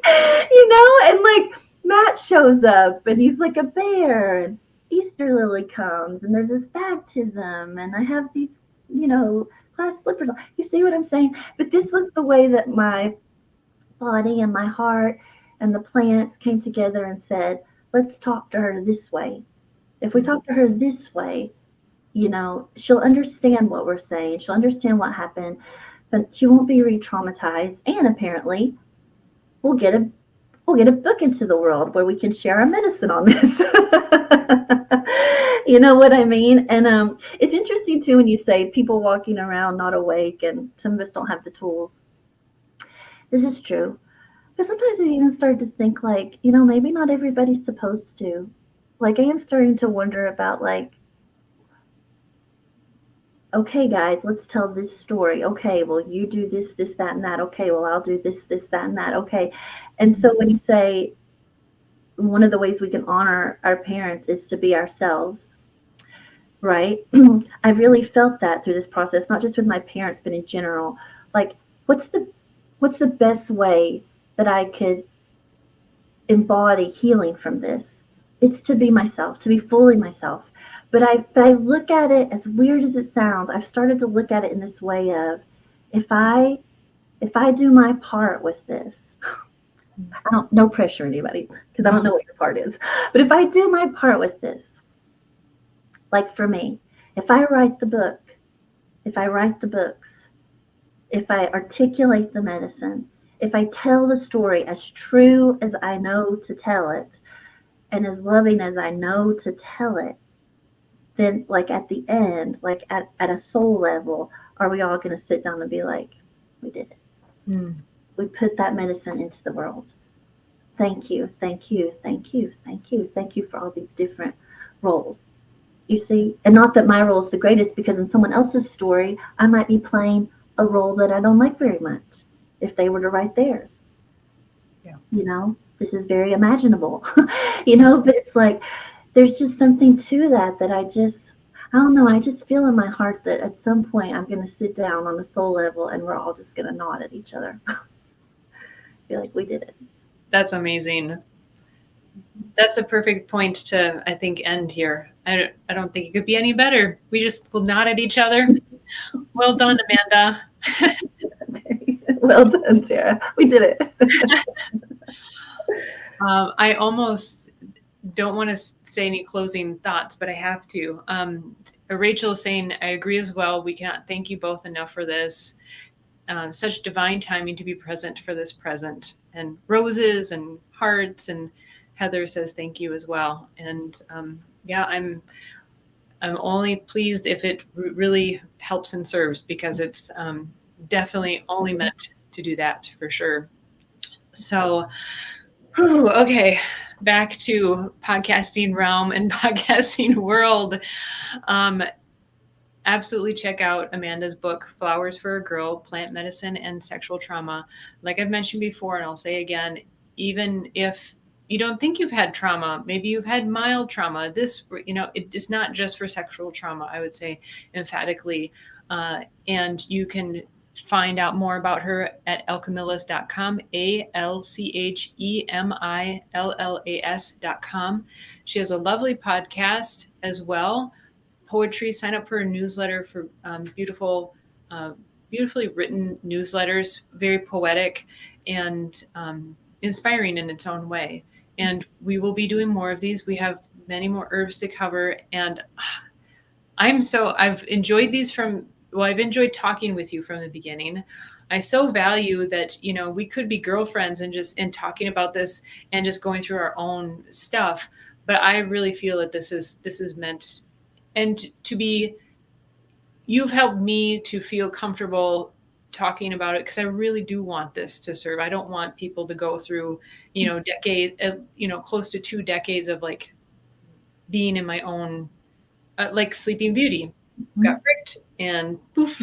And so thank you very much. I appreciate having you to converse with, and together it feels like we are bringing this out in with the best intentions I think there could be. Yeah. Thank you, Tara. I really appreciate the space, because, like I told you before, I don't talk very much anymore. I've been very focused on the writing. So thank you for creating a container where I do feel comfortable talking about it, because I know that you're in a good heart space. Because I wouldn't want to be somewhere where I felt like, let's just like bash our moms or bash our parents, or but like you said, for healing and well-being. So thank you for that. Absolutely. We will meet again next month. I'm looking forward to it already. And take care, everybody. Have a wonderful day. Bye-bye. Bye-bye.